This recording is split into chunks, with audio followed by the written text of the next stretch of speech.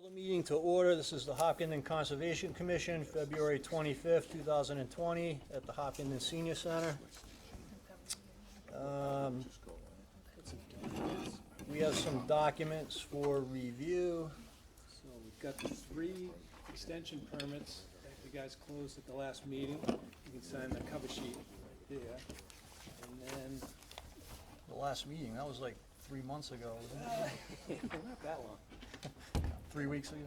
Yep. And then, we got the certificate of compliance application for Eversource. You guys had asked them to include the stones on the as-built plan. They did. For the new access way? Yeah, exactly, the roadway. Yeah. And we just asked them to tweak the legend, describing it as a So I PID. took care of that. I drove by the access. I saw that they did the work over there. So once they give us the revised plans, I figure you guys can sign them, but we won't issue it until they give us the revised plans, like I said they would. Okay. And then we've also got, I put it on the, it's on the request for public documents. Back in the day, the commission already issued a certificate of compliance, but the original was never sent to the registry of deeds. So now the house is coming up for sale, so we could just do a signature page for the COC so they can get it recorded at the registry.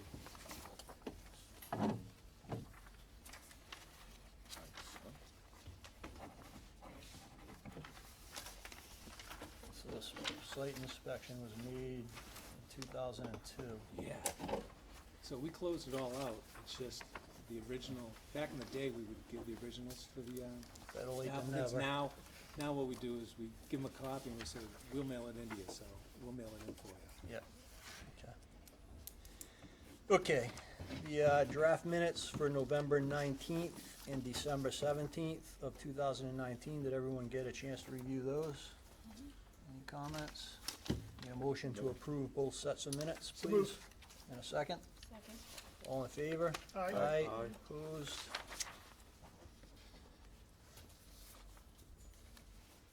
Hopkinton School Department, 89 Hayden Road, COC.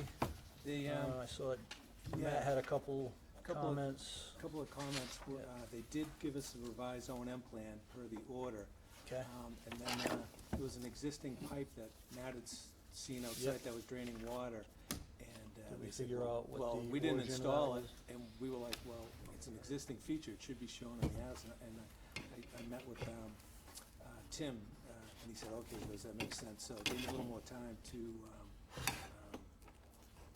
they Just said add they that- put, they add said they'd that. put it on. Okay. So once we get that revised as-built plan, I'll write up the COC and put it on your agenda. Okay. Do we know what the source of that is at all, or no? Okay. And then I think one of the other conditions was just removing the ECBs, right? Yeah. And they're taking care of that? I believe so. I think I did Okay. respond to Matt's comments. Okay, sounds good. Hudson 3 Heidi Circle, Yes. minor project exemption. Bring that up for you. This was the, I think it was, yeah, we got a few trees. little pine trees and the maples. Yes. Photos. So, going down the back, we've got ones that are marked in red. They've got a swing set up on 2 of them. There's another swing set up high, set on this one. And, Oh, this is a different one. I was thinking of Teresa. oh, okay, yeah, yep, this so- is, Okay, got it. yeah, and these are right next door. This is 3 Heidi, and then the next one is 5 Heidi, so they're side to side. So, there's the higher, you can see the trees sort of growing over the boards. So they've got some concerns with height of the tree, and then they've got 2 trees right here, all on the edge of the lawn. And this one, That one's that one didn't look good at all. So what's the rationale for removing the other trees, Don? Basically, the, how close they are. To the house? Yeah, like, no, leaning over the pool and the pool house, so you can see the pool house is right here. leaning over the pool house. And let me get you their sketch plan.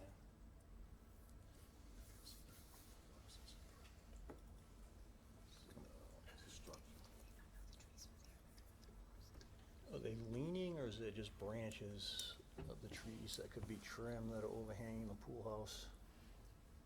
I think they were concerned with the one that would have been hanging over, but the other ones have the boards in them, that they're concerned that the structural integrity, because the trees are really, really high, so they're afraid if this has been compromised, it could snap down low here if they get a big windstorm. I don't think, I mean, my sense is that wouldn't be an issue.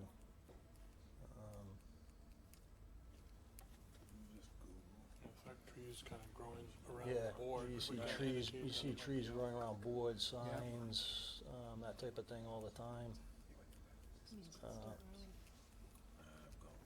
So, So if it wouldn't be a minor project exemption, they would file an RDA application or an NOI. they're adamant about removing. Oh, I them. don't, that would be the next step, yeah. Yeah. I mean, the tree that's damaged, I don't have an issue with that. I think that the trees with the swing set where they're getting the growth around the boards, They could try and take the boards off. yeah, I mean, they could just cut it, you Worse know, for a tree though. leave the board around the you know, instead of unscrewing it and removing it, just leave the board, cut it, you know, at the side of the tree, and I don't think it's gonna compromise the integrity of the structural integrity of the tree. Do you think so, Matt? So this tree's got the two boards, so you got three trees that have, you got two, you got a board here, so this tree has two locations. The other trees just have one, that one has the high one there, the low one Yes, down and there. I guess maybe the one with the two I'd be okay with removing. I think the other ones just cut it. Yeah, man, I don't know if the trees even are probably noticing that the board is there, really. Right, yeah. Well, I'm wondering if anyone has looked at the trees, who Yeah, knows about trees, to right, say, yeah, exactly. these trees are damaged. Yeah. I don't think I Yeah, wanna I give a mean, green light yeah. without knowing that it's a problem. I'm not sure, trying to remember if he did give us comments from his arborist, I don't believe he did.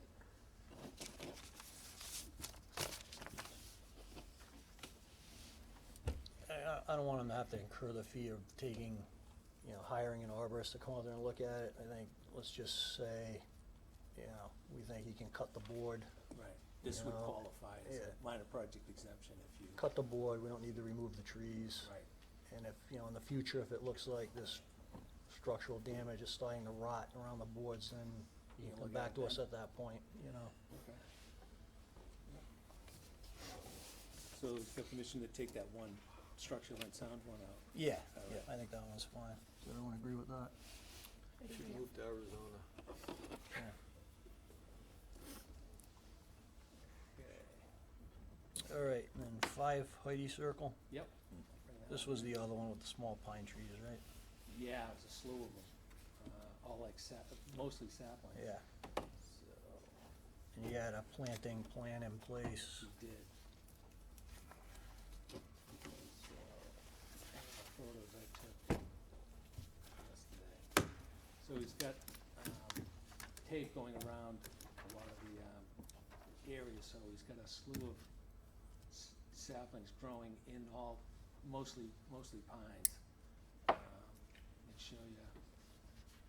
You can see the house is right here, small lawn, and area right there. He's got a maple here that obviously was an old maple that then died and had a lot of suckers, so he's hoping to take those out, just because of how tall it is and how close it is. It's overhanging the house. In the yard, exactly. Yep. So, I think that one's fine. He has a planting plan in place. He's gonna Yeah. remove the pines, put the blueberry and, Yep. what was it, not cranberry, but, blueberry and, yeah, I think he had a couple of native shrubs that Yeah. he wants to put in, just so they don't, so so the pines don't grow up and tower over the house as well, but, Yeah. all right. You got it? Everyone Yeah, okay those with are that? really close. Sound okay to everyone? All right. We don't need to vote on that. Okay, Clearway Energy Group, another minor project exemption, 67 East Main Street. Get the plans here. I'll put them up on the, screen. I've also asked them to, submit a certificate of compliance application. Because they originally were hoping for a project change, but we realized their order had expired, so they've now submitted as a. Okay, so this is Marathon Solar Correct. over at Western Nurseries. Yeah, or East Main former Street. Western Nurseries, yep.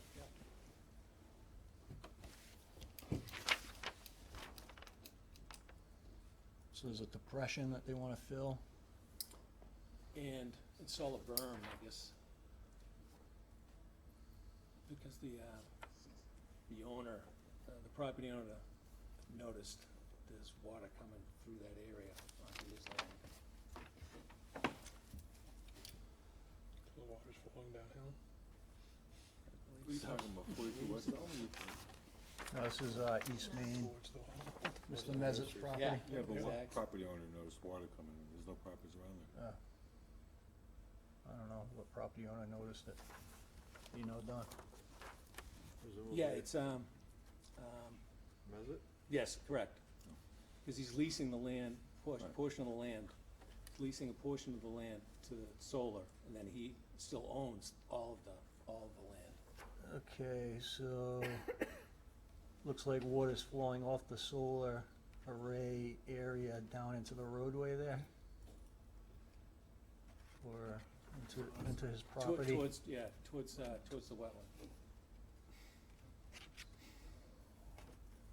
It's kind of where it's supposed to go, isn't it? I was thinking. Yeah, I mean, what's, I don't understand what the issue is. Is there like erosion or something? Like is Yeah, it I think- eroding the Yeah. too high velocity of flow, maybe? Proposed minor modifications include construction of riprap berm and filling of a 4-inch deep depression with riprap within the outer 50-foot buffer zone in order to detain stormwater flows within the array area to satisfy a lease agreement with the property owner. Seems like the depression would hold the water. Yeah, where's it gonna go? Yeah, I mean, I think, It's the bigger question, where's it gonna go? I think the depression, so fill the depression with 3-inch crushed stone.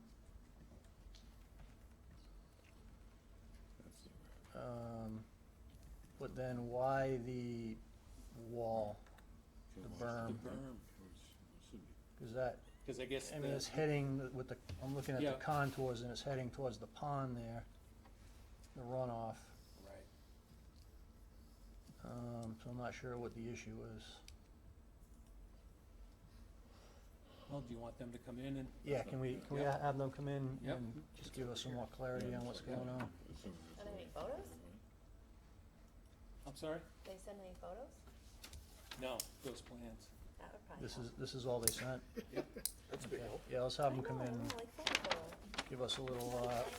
overview of what the issue is. I suppose you want dates on those photos too, right? Let's see if there's That's just- Okay, we got a couple more minutes. Patel, 51 Stony Brook Road. Project change requests. Dave? Good evening. Hi, Mr. Patel. Back in year 18, Prime Properties received an order of conditions for lot 16B, 51. Originally, wetlands are here, 25, 50, and 100-foot buffer. Wetlands across the street, 100-foot buffer. The house is a little bit different, but it's always been outside the buffer. System used to be here. Limit of work was at 42 feet off the wetland.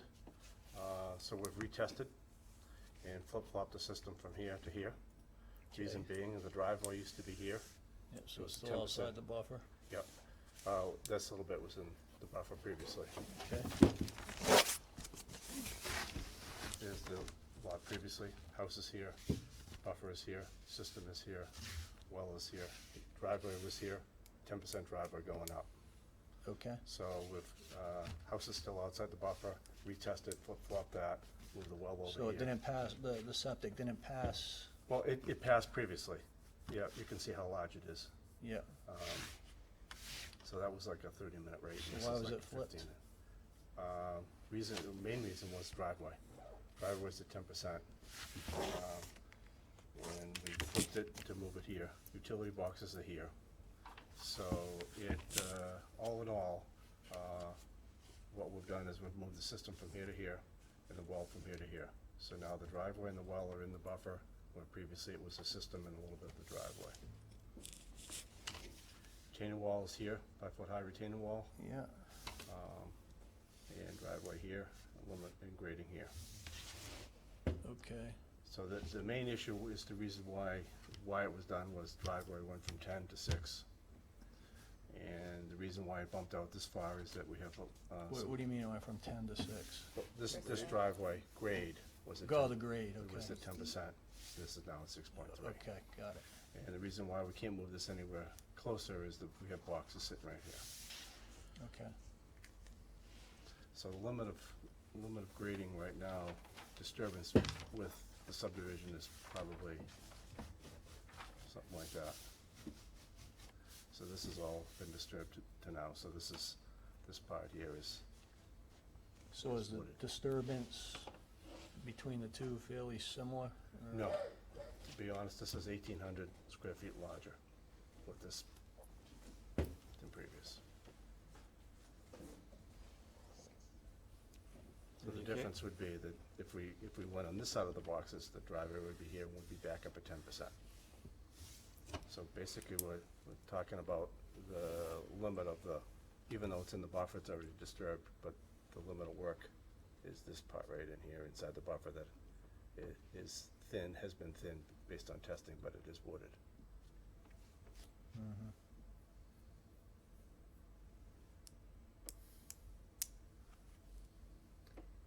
The previous design had an approved retaining wall too?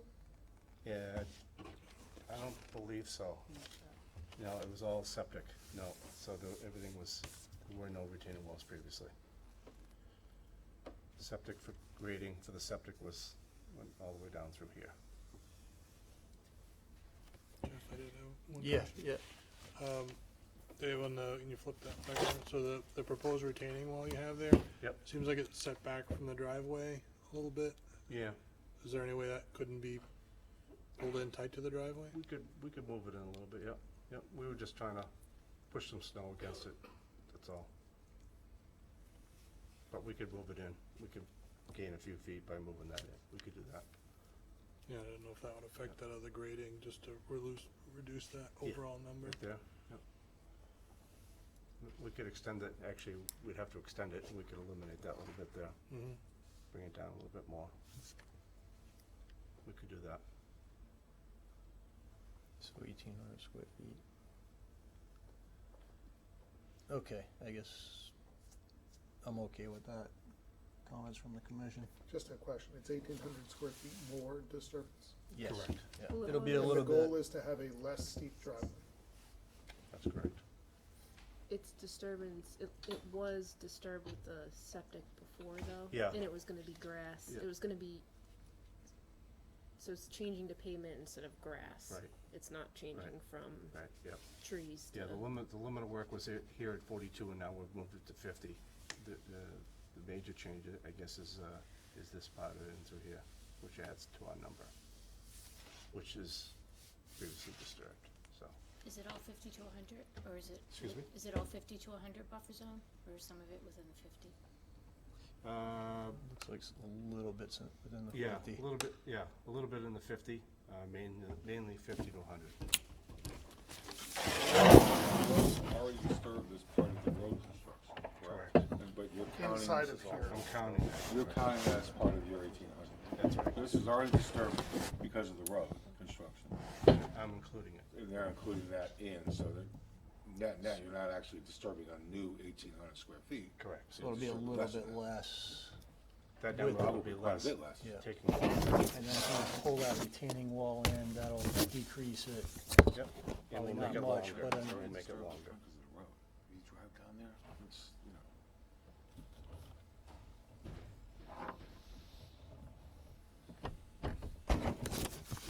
Okay, I'm okay with that. Comments? No? Okay, if I get a motion to approve the project change request as I'm sorry, discussed. may I real quick? Yep, Do we have then an agreement on moving the wall? Is that gonna be written in? Are we gonna Yeah, we're gonna make the change. We'll make the change. We'll get you the plan. so make you'll it submit as a tight as revised it can plan. Yes, I will. possibly be? and- Yep. All right. Okay, if I can get a motion to approve the project change as discussed, and Mr. Markinout will submit a revised plan showing the wall closer to the Closer to the driveway. driveway and longer to minimize, and then move the luminous work in closer to the back of the wall. So moved. And a second, please. Second. All in favor? Aye. Aye. Opposed? Okay. Thank you. Good, thank you. Guys, appreciate it. You're welcome. Good luck, Mr. Patel. Okay, Mr. Petrosi, But it's not all this. this is 0 Leonard Street. Yeah, but this is. This part hasn't been done yet. Jeff, do you want to tell people? Oh, yes, excuse me, thank you, Don. So, is anyone here for the Franklin Solar Project That's the lot there. in the audience? Because that's been postponed out, so we're not, there's no hearing on that tonight, just to let you know, so. Okay. Yeah, as well as REC Hopkinton, that's gonna be continued out as well, so if anyone's here for REC Hopkinton, just to give you the heads up, they're not gonna be before the commission tonight. We don't want you sitting in the audience for the next hour and a half for no reason, so. Okay, Mr. Petrosi? This is 0 Leonard Street, Yes, can I? Hello? HCC, 33 through 39. Yes, as you may recall from our previous conversation, this is an alternative plan that's being presented in lieu of the previous notice of intents. We, under this scenario, we've proposing to abandon the Buckland Street right-of-way, which was the subject of HC 33. And also to eliminate one of the lots that was previously lot 4A. I don't know what HC 30, 4, 5, 6, 37, I think, maybe. In any case, this is a proposal that we've been working with the town on to allow drainage to continue to enter onto our property with a redirection of the water back out to Pleasant Street by creating this sort of ponding area on the property. And this is an existing drain that's draining onto the property. The water is currently entering onto the property and really kind of inundating it during storm events, and sheet flows across the property. And what we're proposing to do is create a ponding area that will eventually capture the water, direct it to another sort of holding area, and then ultimately out to Pleasant Street through the drainage system that exists on Pleasant Street. And so doing, by eliminating Buckland Street right-of-way and constructing that roadway, we'd be proposing access through upland areas from Leonard Street, as opposed to constructing Buckland Street and also what was considered a very large detention basin also on the property. There will be, this is shown as the 50-foot buffer. all the buildings and structures will be outside of the 50-foot zone. And the utilities for the property, this will be serviced by town water and town sewer. All of the utilities will be installed via a utility easement that we've obtained from the two homeowners up what was previously Buckland Street, and will enter into the rear of the houses when construction is commenced. And that's pretty much it where we stand. I know Matt's been out there with one of our wetland consultants regarding the line. Although we believe that the line is fixed through this process, we think, I looked a little closer at what you folks had determined to be like a variation. Doesn't really necessarily affect this in terms of where we've located. The flagging? Yeah, it's incremental, maybe 10 feet off of these locations here, in this location and in this location. So it really doesn't affect the proposal much, and we'd be certainly happy to move the line if all the other things being equal. One of the things that we are doing is, as Leonard Street, this is the private way portion of Leonard Street. It's presently an existing gravel roadway. We will be proposing to pave that to provide access to our lots. We understand that there is a little finger-like wetland that acts as a drainage ditch in this particular location. It goes underneath this culvert.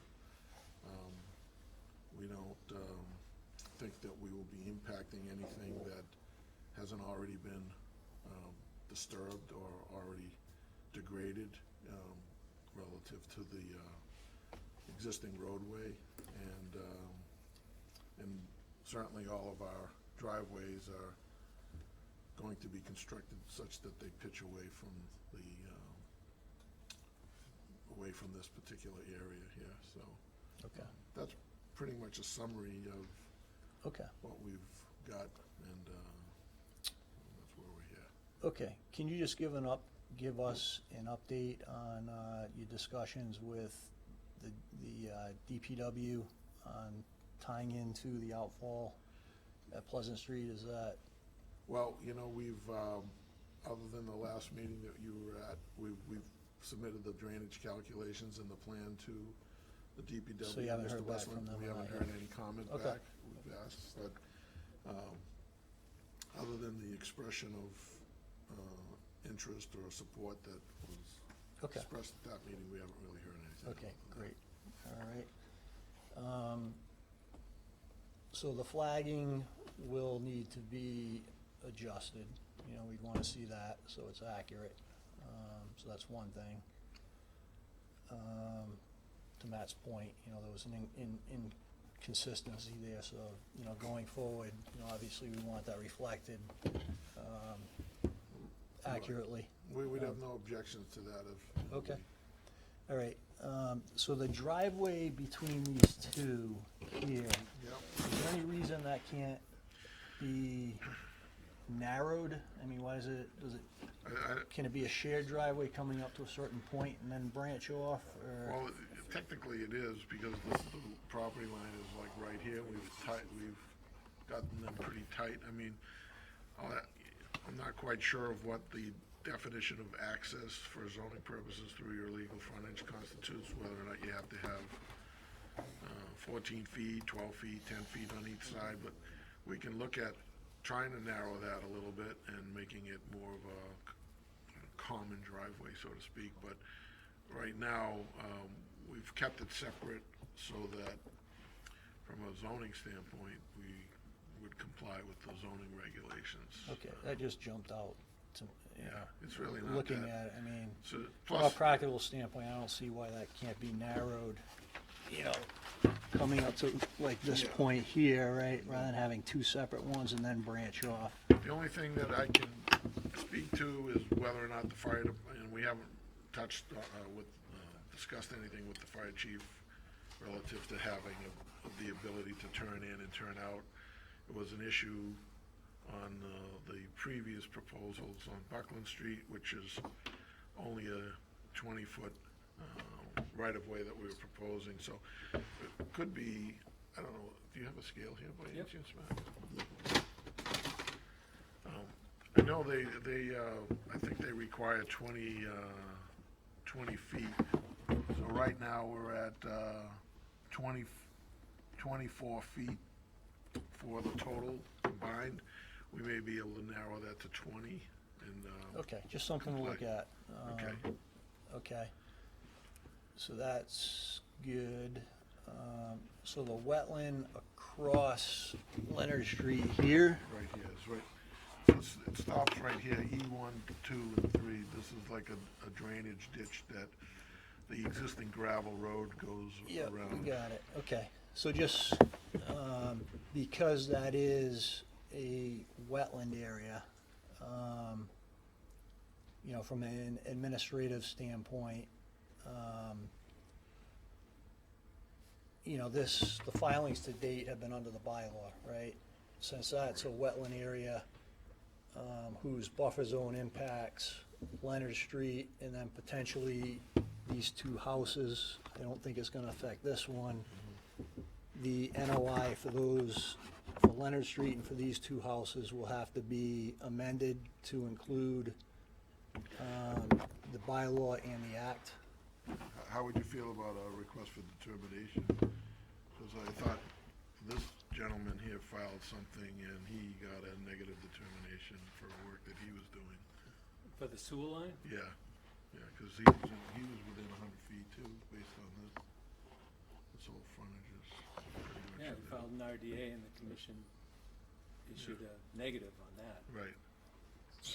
I don't know what they would do for the roadway.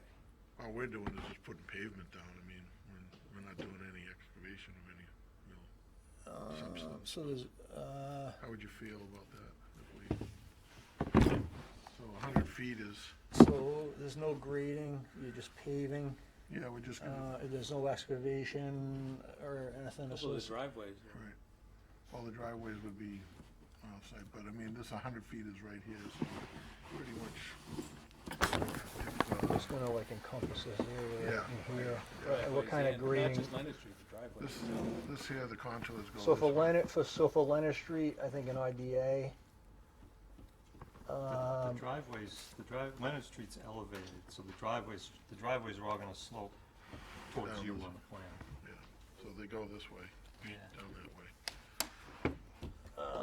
It's just a Is thought. there any excavation associated with this, Mr. Murphy?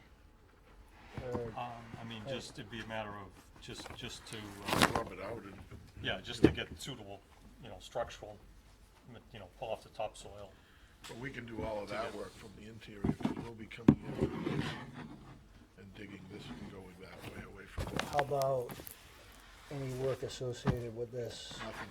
Nothing, Nothing in here within 100?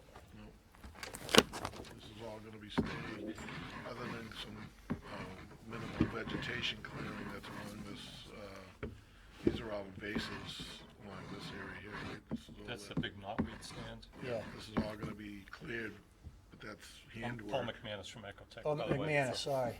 I'm sorry.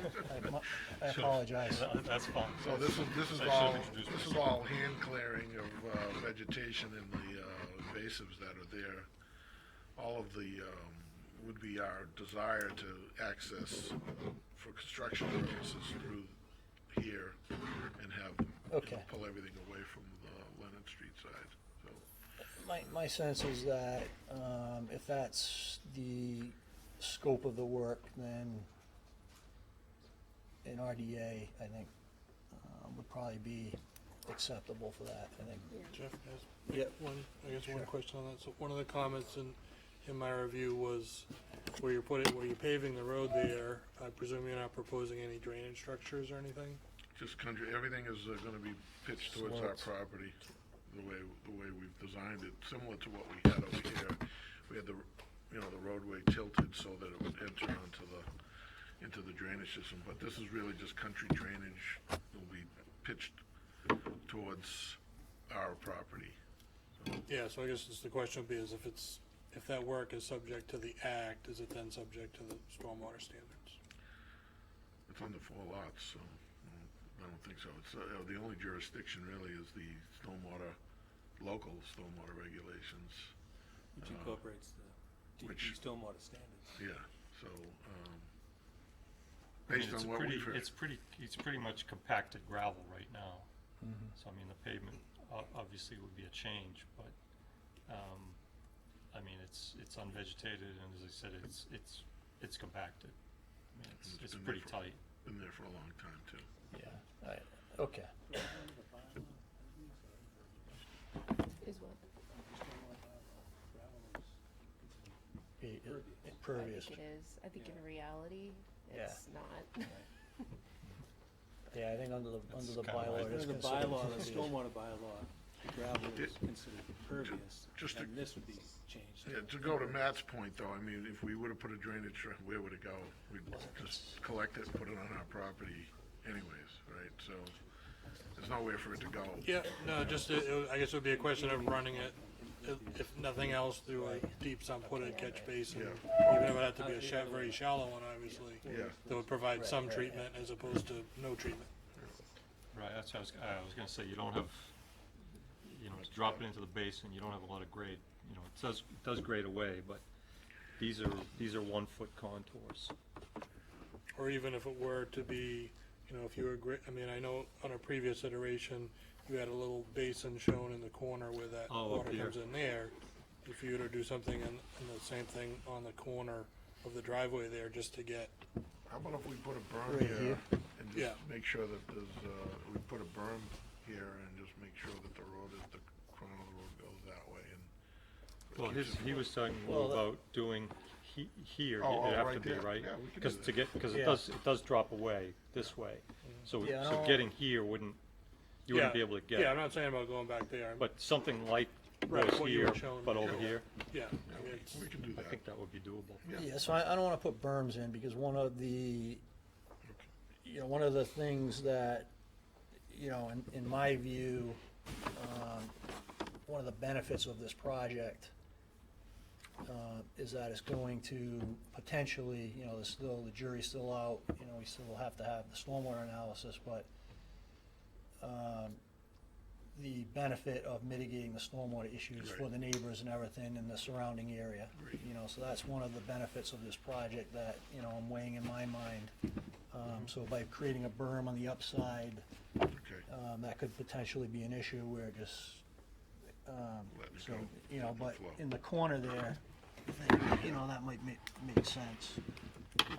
Okay, okay, so I think an RDA, I think in my view, makes sense, given the, limited scope that, with just the paving and minimal, grading, associated with the driveway, so I think that's okay. Does that require a public hearing or? Yeah, it requires a information? public hearing, yeah. Okay, so we'll just. Actually, I'm sorry, An an RDA. RDA under the act would just, wouldn't be notification to abutters, but it would be legal ad in the newspaper and a public hearing. Yeah. Okay, so we'll Yeah. file, Yeah. get that out of the way. Okay. I do So- have one question about the other side of the road, the south side of the road. So my understanding is, if I were to drop a drop of water here, the road's gonna be constructed so it runs that way. Correct. But when the road is cleared of snow, where does the snow go as the plow goes down the road? I don't know where it goes now, it just. Pushes it to the pushes sides. Either side. And So if it's a paved road that gets salted now, the road currently doesn't get salted, that salt snow is gonna go into the north side water, or south side, I'm sorry. well, it's a private way, so I don't think anybody salts it, and we wouldn't be advocating salting it, and so. I haven't thought that far ahead, but we certainly can look at the condition. That gives me a little pause when we're dealing with snow removal, because a drop of water might run towards where you're going. Yeah, Snow being pushed by a plow yeah, falls on both sides, and if that snow is also picking Okay. up chemicals from the pavement or salt or whatever, Yeah, But you can ask them to put a snow storage area on the plans, and then we could put a condition in about no salt that Ed likes, cause they're, well, Yeah, so let's just stick with the Anyway. big, let's stick with the big picture right now. That's kind of a detail type of thing, so. So, through the chair, so personally, I don't prefer that whatever kind of detention BMP thing you guys talked about. I prefer kind of country drainage with something that's more linear along the edge of the road. So look at different designs. Explain, I don't understand what you're saying. Linear in this particular Yeah, location? I like like just a grass swale, and the water runs kind of, instead of being funneled to one spot, it kind of is Right. more distributed. It's like a level spreader kind of deal, but So would you prefer something along the edge of the roadway going here, or like a swale, or, because there, you know, I don't know if actually, it- I don't mind a grass, like if there's some kind of buffer and the water just runs off, goes over a buffer and eventually ends up in the wetland, I think that's probably better than trying to get it into one spot with a little bit more treatment. But Yeah. that's just my preference, so, you know, I'm just saying, you can look at multiple designs, I guess. Yeah, I we can mean, loom and seed this area here, and, you know, I'm just not have gonna like, design for sort you, of like but a I'm saying, country swale type of deal. or, you know, a buff or something, but I will have to see the final grading and the final plan. I'm just saying, I prefer it to be kind of more dispersed than concentrated at one spot. Cause I don't think they're gonna get much in there, and the grades are not gonna. Okay. All right, I'll defer to Melissa and Carrie's recommendations on the stormwater, since that's their area of expertise. So, so one other thing, on the, so the question came up about the alteration of the IVW, whether that's something that could be permitted under the bylaw. Yeah, I've been thinking about this. You know, it's at the discretion of the commission. Under the bylaw, my sense is that, again, you know, the benefit of this design that you have here is it mitigates the stormwater for the entire area. Some of the other property owners in the area that are having stormwater issues, so I'm amenable to it.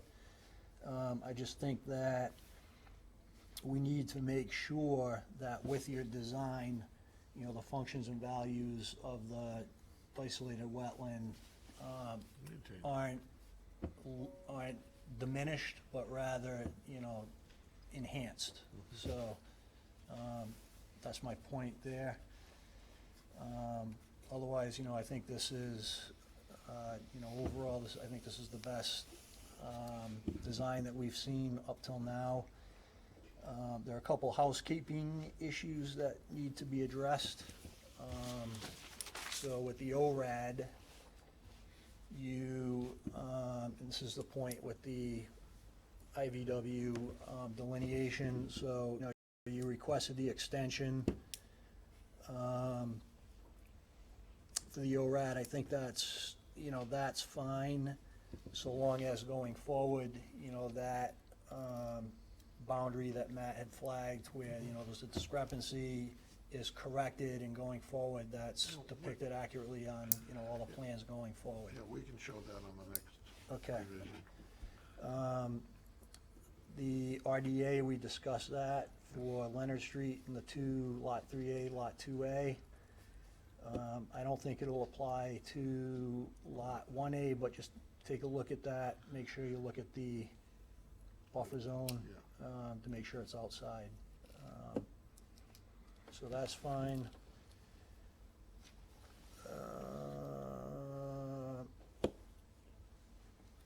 And the last thing was the, just going back to the stormwater, you know, to have the peer review of the stormwater analysis. So I know in the past you have been reluctant to do that. I think we're at a point here where, you know, this looks like something that I think is permittable for the site. My sense is that, you know, we're not being arbitrary and capricious with asking for this. It's something that we ask for on every application. You know, we have a proposal in from Beta, I think it's for $2,700 or thereabouts, plus or minus $100, so. There's no more money left in my, review account already? Are they- We can add it up, he's put a lot of time in. Oh, I'm paying him too? Wow. So just, you know, that's something that the commission, Free. so that's something that the commission would wanna see. I thought, I don't know, I see John Westling here in the audience. I didn't know whether or not DPW was reviewing this as the peer reviewer or not. No. Town engineer? No. No, so we need Beta to take a look Okay. at it. You already So- have a proposal from them? They've got a Yeah. scope of 2950. Wow. You know what, I have them almost in every town. It's like, I must be paying their kids going. So I guess the question is, do we have your approval to Yes. get them to? Yeah, I'll Okay. drop a check off. Do we know what their time constraint would be in I terms can of? send you this whole scope. Yeah, Yeah. in terms of like how much time they would have? Oh, I don't know, they've already got the plans and the stormwater report. Oh, they do? They just need the Is green that- light to, Is that Phil Paradis still? correct, Okay. that's our contact. All right. Yeah, no, I'll agree to that. Okay.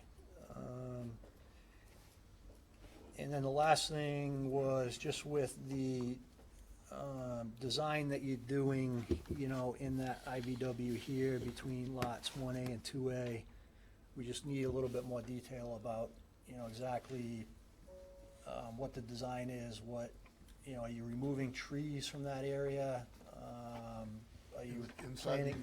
VVW? No, Yeah. no, we're not doing it. There's no touching inside the wetland, period. There's no alteration.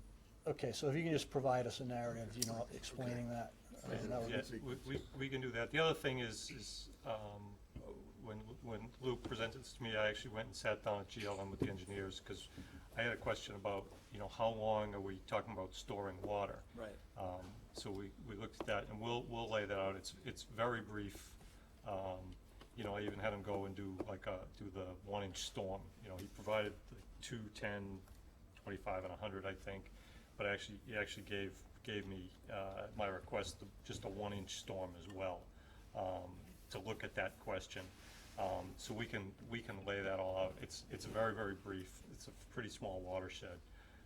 Yeah. And what it really amounts to is that, for the time that the root zone would be saturated anyway, just from precipitation, it's not gonna be ponded beyond that time anyway. But we have all that. We can lay that out for you. Yeah. There's no proposal to eliminate any vegetation within the wetland. Okay. It's gonna stay. All right, that's fine. We just need a little bit of detail on what. So if you're not providing any alteration, just, put that in a narrative so we can put it in the project file. Okay. So is the 1-inch sufficient? The one Well- is sufficient for water quality, but then for Well, the conveyance. No, we have We have two- the other storms. He did the 1 inch Okay. in addition, because I had asked the question, what's the length of ponding in there? Really looking at the question of, in terms of, is that Can gonna it alter hold the water? is it gonna alter the community? Right. So he already So had the what- 2, 10, 50, and 100-year storms. Okay. And then in addition to that, at my request, he did just a 1-inch storm. For Because the the water 2 quality. is 3¼ inches. So I wanted to know even a more common storm than that. So does it hold standing water now on a regular basis? Um, And there's pockets in here, it grades across this way, there's a lot of pockets, it's saturated for much of the growing season. What do you my think, Matt? Is observation. it holding water? In pockets, but there's nothing in the back to kind of stop it from just flowing out. When we were out there last week, there was sort of a frozen channel actually beyond where we had flagged it, where you see it's kind of leaving. And then I guess the drainage report will show it, but how long will it drain? It's just a matter of And- hours. Okay. Yeah, he does have the hydrographs. I mean, we can, these, you have these, we can certainly provide more copies. Okay, as long as But you it's- have them in the It's project very file. brief. Okay. It's a pretty small watershed. Okay, and the last comment I'll make is just that, this is all contingent on DEP's approval, or excuse me, DPW's approval of, the tie-in and Pleasant Absolutely, Street. Okay. So those are my comments. I'll open up to the commission for any additional comments. So, can you guys explain, who's gonna be responsible for the long-term maintenance of this? Well, stuff? we originally proposed a homeowners association when we were, I would probably think that we'd do the same thing, some sort of a homeowners association. We'd probably, and give the town an easement, to, you know, Maintain that. maintain the outlet structure, which nobody's maintained for a long And then time. you're saying you're gonna have the water and sewer easement. We'll have an running? easement, utility easement here, so An they'll easement. already have, so it'll be a series of easements that will be granted. I just worry about the long-term maintenance of that structure, especially because it's only on that one lot. So It's- 10 years from now, 2 lots. two. But Yeah. I mean, it's mostly in front of that house. Yeah. So like 10 years from now, those other two neighbors are not gonna want to Yeah. chip in when they have to. So I Clear don't out anticipate that whatever. it's gonna require a lot of maintenance. The water's been going there for 50 years. But there was never an outlet structure and a pipe. Oh, no, that pipe's been No, there. the No, other she one means under the the new, driveway. the Oh, new that's stuff, what I'm that's concerned like this about. basin and stuff. Yeah. Yeah, this here, okay, yeah. Because what's gonna for happen sure. is the pipe underneath the driveway is gonna get Yeah, clogged I and that understand. dude's gonna Yeah, get stuck with it. absolutely. Yeah, no, I hear you. So I was just wondering. Or do that. Do that might buy it too. Oh.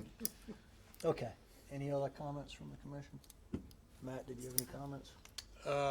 Not beyond sort of what was in the memo, I guess one other thing that maybe is worth discussion tonight though is, where you're kind of berming up around the basin there.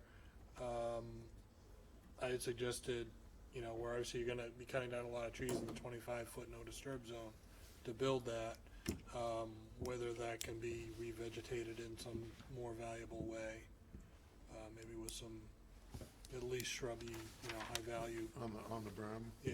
Okay. It kind of, you know, you had had that plan before Yeah, yeah, of revegetating the Exactly. 25 foot, so something along those lines that both provide some value to replace the vegetation that'll be lost, but also maybe kind of creates a barrier for the residents not be putting, intrusion, yeah, Lawn clippings, Yeah, and exactly. that type of thing in there. Yeah. Playgrounds, I think that makes Garages, sense. Utility. yeah. Yeah, so if you can provide us a detail on that, Mr. McManus? Yep. Okay, I have one more question. It's purely procedural. So, so now that it's changed a lot, and now we have 6 notice of intent now. Do some of these go away? And then we talk about RDA, like it's a lot. Like, so Yeah. how does it Yeah. reorganize? No, that's a good point. So I think in the next meeting, we'll probably, depending on, you know, maybe the commission will be in a position to vote or whatever, those will withdraw them. So withdraw the, Withdraw this one, HC 33. the street one would need to, That's on the HC 33, and then we get rid of one of the lots. Yeah. That would go away. And then this one here is on the HC 39. I don't know whether or not you'd want to combine it with. Yeah, because that's under reconsideration, so Yeah, I would think taking, your Leonard Street would be Rolled into this. rolled into that, Right. and then your driveways would be rolled into 3 of the Right. ACCs, So those, you know? those And then would all obviously the go away. RDA for the driveway and the Right. road. Yeah, You know, so it's getting, it's very confusing. yeah, it's very, you just need to work with Don and clean this up, Okay. because it's, Yeah. this has been going on for 3 years, you know, we still have 4 lots. We could, you know, just have them all go by one plan. I know at one time we asked whether or not you wanted to have it on one plan. The commission preferred to have individual filings for each lot. So, Yeah, it's required so- under the bylaw. yeah, so we could. Yeah, my suggestion is Leonard Street's one, then the individual lots. And then this would go away. Yeah, only because, if there's an issue with one of the lots, you don't want the entire project to be denied because of Right. that, right? Right. So, So for tonight, we're gonna just continue all of those. Continue everything, yeah, I can, yeah. and then we can clean it up, Right. before the next meeting. Okay. How And much this- time? just one, so this work up here is beyond the buffer zone, so that, I was just concerned that dropping the Buckland Street one, Yeah, well, we wouldn't Wouldn't- do it until, it's all rolled into one. How yeah, much of that is but this is out, right, that's out of jurisdiction, out- so, yeah. yeah, okay. Yeah, I'm not That sure. was my Right. concern. And then the I other didn't want work, it to be, and the other work uncovered. could get covered under one of the house Yeah. lots? Right. I think that's right. Okay, I have one, just question of clarification. I think I see them, but could you just clarify for me the 50 and the 100-foot buffers? This is the 50 Yeah. right here, the purple. The 100 is out here. 100, this is the 100. I don't have it highlighted, but this is, 100 goes this way. So the houses this are all line in here. 100, but not in the 50, those structures. Okay. Are you looking for the next, Yeah, let me meeting? just, are there any questions or comments from the audience at this point? Nobody wants to talk. Okay. Do you wanna go out to the, we've only got 2 slots When, available. well, it all for the depends on 10th. when Beta is, Right, so, do they need Yeah, 2 you- weeks, 3 weeks? I'm not, I don't know. What's your, how about sometime middle, and second The meeting in 20 March? Yeah, the second one is wide open. Okay, You so wanna take if that? we can be first on that, All right, yeah. that'll give us a chance to get comments. Yeah, March 10th might be tight with Yeah. Beta. Yeah, So yeah, I that's would what say I'm the thinking. 24th. So 24th is the, Yes.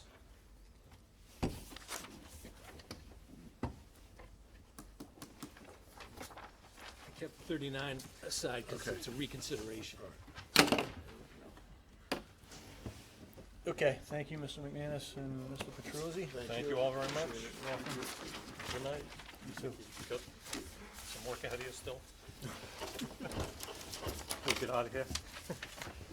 Okay, Hopkinton DPW, Lake Maspinock, this is a notice of intent for an aquatic management plan. And since I'm on the weed management committee for the town, I'm gonna hand off the discussion on this to Melissa as the chair.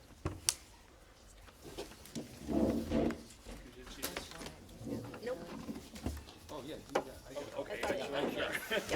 You can see it on the agenda. I got it on the agenda, yeah. Thank you. We need to read this one down. Yep. Let me grab it. Good evening, gentlemen. Good evening. We just need to read it for the, Oh, yeah.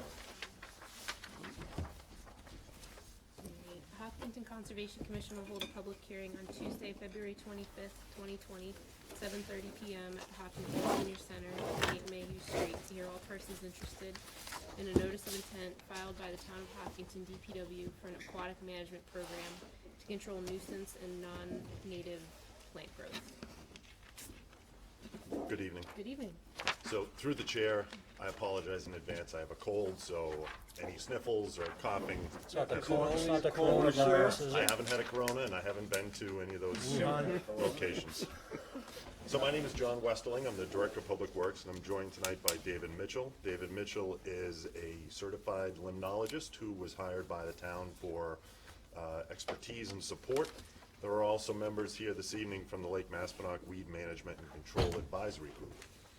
The DPW is evaluating the use of herbicides in Lake Maspinock to manage the growth of weeds. The weeds impact the ability of residents and visitors to recreate on the lake. This year, an extended drawdown was not possible, but it is important to note that it would not have been effective in freezing out the weeds due to unseasonably warm temperatures. We had temperatures into the low 70s during that time period when the extended drawdown would have been in place. The advisory group held a public hearing on November 18th, 2019, at the Hopkinton Public Library to discuss the potential use of herbicides, to educate the public, and to hear public comments on their use. After considering the comments received at the public hearing, the advisory group made a recommendation to the Director of Public Works to pursue the use of Dicot and Endothol in the lake to control weeds for the coming years. We are here tonight to review the notice of intent that was submitted to the Conservation Commission that seeks approval to use herbicides within the lake. And David Mitchell completed the notice of intent, so I will turn it over to him to summarize the notice. Thank you, John. Through the chair, before we get started, they asked for some waivers on the plans and also on the filing fee and consultant fee. And the commission should review that before you get into the hearing. Okay. In regard to the fees, I think that's pretty typical when it's a town Standard, the project. commission has, in the past, when town projects, they've waived the filing fee, but have not waived consultant fees. Right. So, and I think they asked if they could, instead of on a project cost basis, more like on a time basis, like some of the smaller ones, so we might ask for a minimum consultant fee, like, under an NOI, like, maybe something like $450 to start. And then, if it goes over, then they would, bill you accordingly. Okay. Through the chair, we appreciate any consideration for waiving the fees, but we understand that you've got true cost to Lucas Environmental, and we'll happily pay those. Okay. I think that makes sense. Is it? Yep, let's go forward with that, Don. I'm sorry? We'll go for the waiving the fee, but, Not the, waive the Not filing fee, but the- not the consultant fee. correct. Yep. Thank you very much. Was that it for the waivers, or did you say there was something else for the And plans? just, basically, typically, we would have, surveyed, Right. plans, so basically what they're asking if they, this is the plan they were hoping to utilize, and Yeah, that we're coincides with what we did on Lake Whitehall and what we did previously on Lake Massmark as well. Okay, that makes sense. Thank you again. I actually have maps for the individual members. I think I got 7, so just easier to look at that than just to look at the board. Again, good evening. My name is Dave Mitchell. I'm an aquatic ecologist. I've had the pleasure of working with the town of Hopkinton's Citizens Input Group and John Westerling now for going on 4 years. I'm coming here tonight as being the representative for the applicant, John, and the DPW. What I'd like to do with your permission is give a brief presentation about the lake treatment, both kind of introduce it in terms of refreshing people who maybe are on the board during the time when this was reviewed as a 2015 notice of intent, and also for the audience as well. And then go through comments after they go, basically be a quick introduction, purpose, rationale, what the actual treatment is. And then I would like to go through, if I can, go through the comments. We got the DEP file number just at 4 o'clock tonight, kind of these late minute things. Go through the DEP comments, go through the comments from your third-party reviewer, Lucas Environmental, and then go through comments that actually John solicited from the town staff regarding this. There's a few things we talked about that. Then certainly listen to your questions in public, and then whatever public comments. If that seems fine with you, I'll proceed that way. Sure. Makes Okay. sense. Lake Maspinock is one of the great, resources for the town of Hopkinton, and it's got a lot of both ecological uses, recreational uses, and aesthetic uses. And what I'm here tonight is to talk about ways in which we're looking to do an aquatic vegetation management control plan. This is something that is needed in the North Basin particularly, and again, it's looking to use herbicides as the control method for both exotic, non-indigenous invasives, some nuisance invasives which are native. Basically promote the health, the growth and health of a more natural plant population, improve open water habitat, basically protect fish and wildlife, and in some ways sustain recreational opportunities. So that's kind of the broad picture. We're going through an ecological restoration limited project application, which is very common for these kinds of lake treatments, in terms of looking to ways of an inland water, controlling nuisance aquatic weed species, again, fish habitat, and basically sowing the term lake eutrophication or aging. It's consistent, this overall notice of intent is very consistent with the intent and objectives of the 2015 notice of intent that was both approved and conditioned by your by the commission. However, it differs in the fact that it's actually looking at significantly smaller areas to treatment. All the areas are within the town of Hopkinton, and they're looking to use 2 and not 4 types of herbicides. So again, those are the changes. It's somewhat similar, but again, the scope of it is remarkably reduced.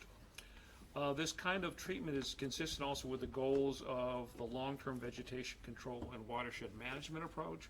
And again, this is what was developed by the Citizens Input Group over the course from 2015 to 2017.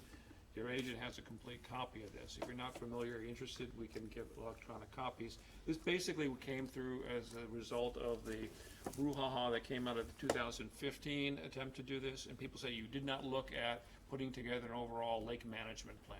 This is an overall lake management plan.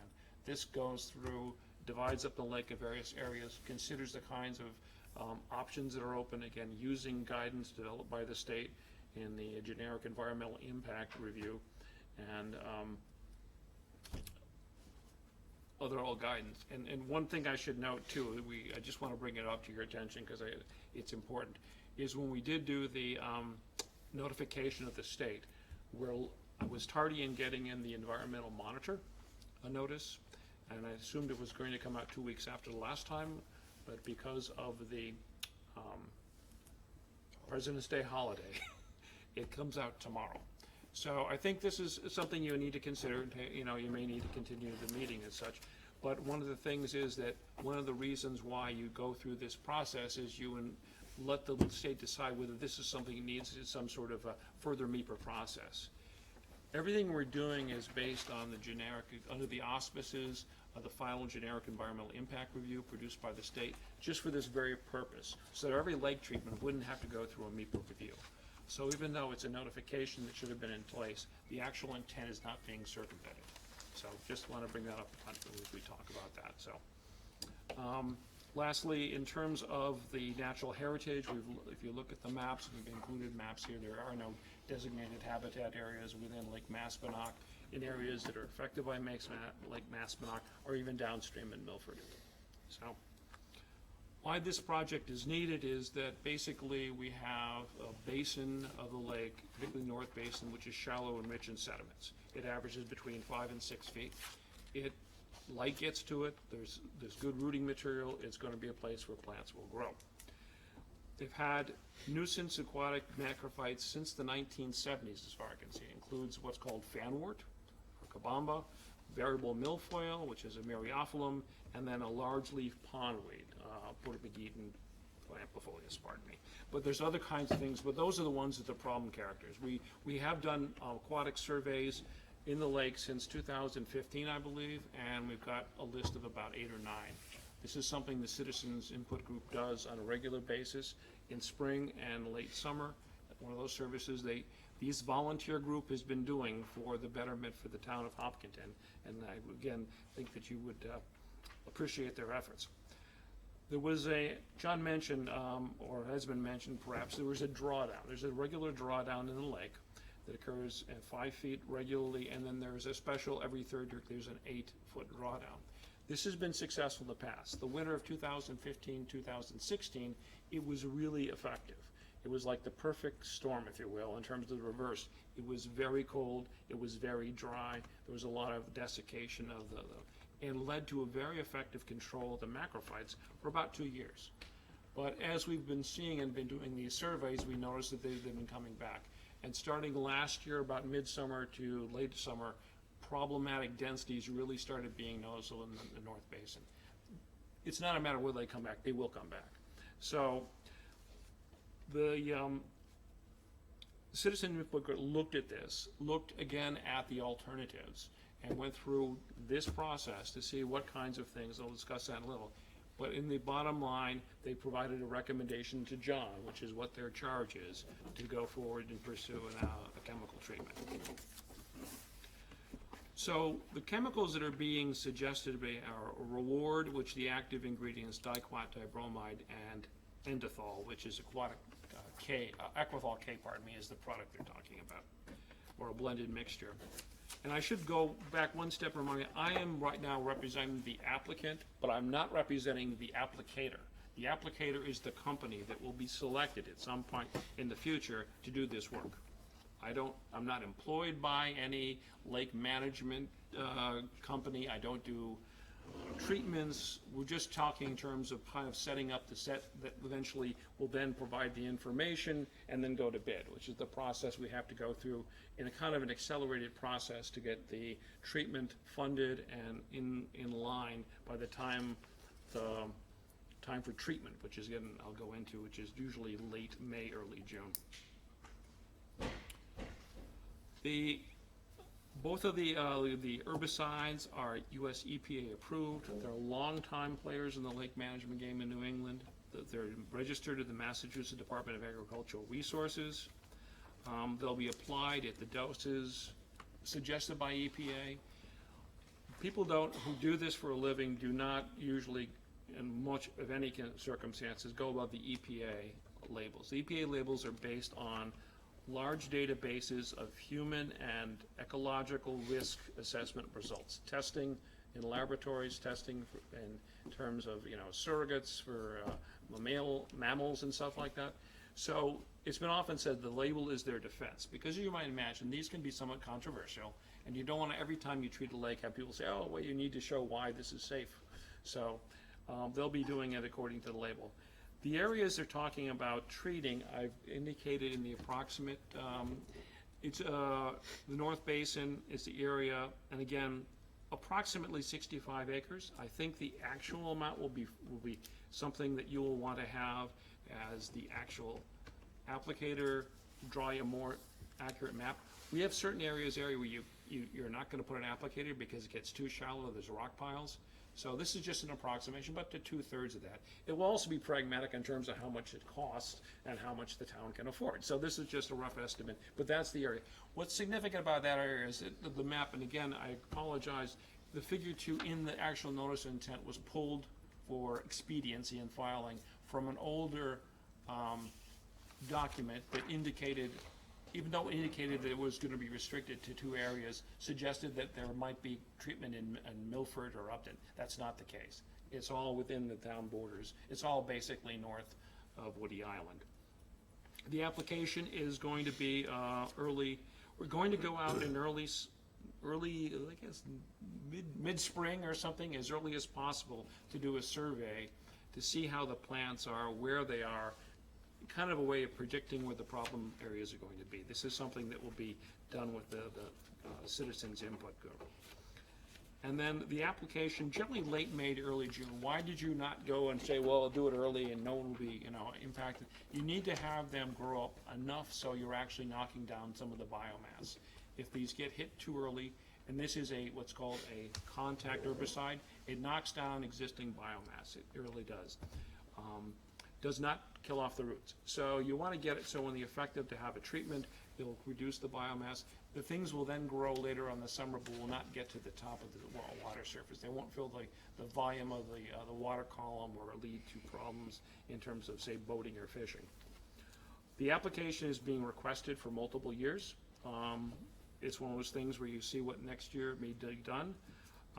Again, it's possible they want to suggest a lot later spot treatment. You could decide whether you want to include that or not.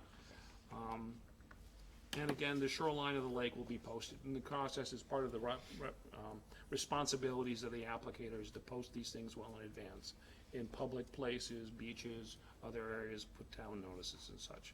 So that's kind of the herbicides. We'll also be monitoring, or whoever is going to be, the town will assure to be monitoring both before and immediately after. We're assuming the mobilization point for this vessel will probably be the public boat launch. So they're going to be, the order of conditions I would suggest should take that as an area where safeguards with regard to spill control or any kind of basically hazards be given a little special attention. It's just a matter of handling stuff. That's an area that you want to make sure that they have the ability to do it. That doesn't presume they're going to have it, but that's the kind of areas you want to do. They need to probably establish either by GPS or buoys the limits of work for you to see. They're pretty sophisticated now with these vessels. They can track it in GPS. You can actually verify where they went. So that will be one way of making sure they're kept where they are. You want to make sure that they don't do it during excessive wind or wave action, which makes sense because you don't want to have drift to this stuff. They also should do some other kinds of water quality monitoring. You want to keep an idea of the dissolved oxygen, a few other things as well. And basically pre and post treatment surveys of the vegetation to be given to you folks on an annual basis. Kind of shows you the progress that's been made by it. It's a good way of also evaluating the effectiveness of the particular treatment. As I mentioned before, they did consider alternatives, the no action, the mechanical harvesting, and the winter drawdown. We talked about the winter drawdown. Nice to have. They're still going to continue it, but there's climatic variability. God knows what our winters are going to be like in the future. It's hard to predict those kinds of things. Mechanical harvesting was reviewed and looked at, and again, as John mentioned, went through very carefully by the group in terms of its pros and cons, and then on November 19th, they kind of went through that process in a public meeting and selected and forwarded to you, John, the recommendation for further action. I think within the document, we're in compliance with the pertinent to Massachusetts regulatory policies. Again, we're following their guidance with regard to a number of documents in terms of how these things are done. The people who are going to do this will be licensed by the state to do the chemical applications. And in general, again, I think there's no issues in terms of there being anything with regard to natural heritage. And I think that's kind of it. I think we've provided some impacts. Again, it's neutral or slightly positive to most of the interests of the specific to Water, Wetland Protection Act. So that's basically where it is. I'd like to go maybe, again, address some of the comments we've received from this. Now you interject for just a moment. Any questions thus far? I can We've come thrown back a to lot of everything. information at you. Yeah, I'm happy to talk a lot about this, because, not because I'm used to doing it, but it's not the usual kinds of thing you see. I spent 9 years on the Sturbridge Conservation Commission, so actually, the mention of shared driveways drew a shiver. They don't, it doesn't make for good neighbors, in my opinion. However, it's not atypical to have these kind of lake treatments as the basis for your discussion, so I'm happy to entertain any questions. I have, Not from the public yet, we'll get to the public. I have one question related to this. Dicot, I got, and the other herbicide? Endothall. Endothall. Endothall. I have a question on that topic. So, while approved in the US, Dicot is banned in the EU. Right. I know they're stricter, but I kinda like that. So, why was that one chosen, and is there a less toxic alternative? Because it was chosen because it's legal in Massachusetts. It's actually regulated in a handful of states. However, going back to EU, this is a relatively recent decision by the EU. They use it mostly for agriculture in treatment of their potato crops. I guess you want to make sure you get a big potato, you kill the tops of it at some point, you kill the foliage. And they were citing things in terms of drift and in possible accumulation in birds. But people were illegal to use it till actually this month in the EU. I can't tell you why, but there are differences between our registration of, I'm not an expert, I have some background in risk assessment, mostly ecological. So they do have more strict, or maybe they have different kinds of ones they like and don't like. I can't tell you exactly why. It's hard to make, since this is very commonly, I was looking in California, which has a lot of, it's in a lot of different kinds of products, but I'll agree with you, it's banned, but this is a aquatic application, which might be kind of different from what they're used to, but when it's, but it's contained. So I really I can't make a judgment who's right. You can say who's more conservative, but I don't even know if that's true. Again, it depends on how you, basically what rules you come up with risk. And that may sound like it should be obvious, but it's not always obvious. It's just, it's concentration exposure and how you measure it. Is that an answer? Is that? Yes, yeah, I was just wondering if there was something that was less questionable. There is.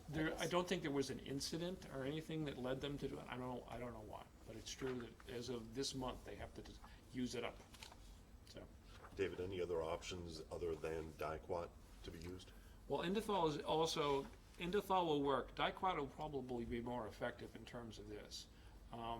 Those are the two that are being suggested because, again, this is mostly looking at things which are, you have to look at what kind of plants you have and the susceptibility of these. So different plants have different susceptibilities. So these are ones that are particularly looking at a combination of both the nuisance ones, the exotics, as well as the natives. So it kind of is, it's a general tool, I would say, it tends to be. I guess that's what the best thing I could say about it. So are you using both of these chemicals at the same time, or is this an option, one or the other that will be applied? We'll look, or the how is that? applicator will tell you the real thing, but when they came by and had suggested this, they were looking to have possibly a cocktail of the two, because they find sometimes that's a more effective way of doing it. It's possible for them I think it's you can tell them what to use. They can use one or both or none of them, but I think that's what they would. And again, not doing this stuff professionally, I can't tell you why they think that's the best. So is that something that goes into the pre and post treatment report? Which one was used, what, you know, Absolutely. What you'll combination, and then get you might is- tweak that going forward and change it, is that?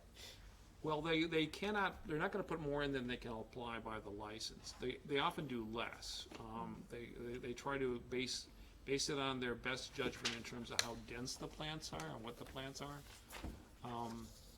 So they have to provide with calculations as to how they come. So why, they gotta show that they're not exceeding the label limitations. So they will provide, both the computations on that, and also you wanna have before and afters essentially. Snapshot before and after, what the vegetation's like and where it is. And they do this, and they've got some, several of the different companies that have, they do pretty sophisticated ways of doing it. And I would So- certainly adjust that. So through the chair, the community input group will be doing a survey early spring to evaluate what invasives are observed. Then based on those observations, the applicator, whoever's contracted, will make a recommendation as to what chemicals they're gonna use. I think if it's possible, if we can get an applicator that's selected to have them on board the boat, that would be ideal as well. But the idea is that it's predicting it's an imprecise science. If you go to a farmer in New England in May, you say, how's your corn crop gonna be this year? He'll probably say like, yeah, it could be good. You can't tell exactly because you're not gonna be able to predict all the things that factor into that, but there's good predictors. I mean, these things, again, go and they're success. If they were not successful in invading places, they wouldn't be the problem they are. So they do come back. So we're gonna use that opportunity to kind of fine tune this a little bit more. Or at least the SIG is going to be happening. Again, this is part of the work that they've been doing for many years now. And it is, and the good news has been for many years it's not been an issue, because again, drawdown effects and just hasn't been problematic. This is the first year where it really is likely to be problematic. I don't know if this is pertinent exactly, but do we have a water quality study? I mean, I know much has been done, like the whole area was sewered, et cetera, so I'm curious now about what might be in the water, like phosphorus and things like that, from people using fertilizers. Well, from all looking at the Lake of Maspinock group does some limited water quality testing. I won't say it's comprehensive, they do it quarterly. I would say overall, based on the watershed and this is something that would be called mesotrophic. I cannot guarantee it, but my own best professional judgment meaning it's moderately fertilized. It does not have excessive blooms many times a year. The water's relatively clear. If it does it wouldn't hurt to do that. I mean, I'm a scientist. More data is always a good thing. Lawyers are the opposite, but that's, I won't go there. So yeah, they have some water quality, and I think in some of this, I probably have some, whatever was available at that time, kind of summarized it. That was one of the things we took in, but there's not a comprehensive water quality thing. But that might be something that maybe you can push onto this as a condition. Sorry, Melissa, go ahead. Where you laid your hand upon the book, I'm wondering if a copy of that could be supplied to the library, where people would have ready availability to it. That would be fine. I've sent electronic versions of everything to Don, so I'll manage printing it out. So We could absolutely So I guess provide just speaking as a member of the SIG, there hasn't been a lot of water quality data that has been collected. The LMPA, I believe, has been doing some historically in the past, but my assessment is based on the limited data that has been collected, fertilizers, runoff from the roadways, things like that, haven't had a significant impact on, the situation in the lake. It's more so just a natural, the eutrophication process, more so than the phosphorus and the fertilizers and things like that feeding it. I think, is that accurate? I would say that's accurate. You've got land use that would indicate there's going to be some effect. Luckily, there's a fair amount of land along the shoreline that's a buffer zone as well.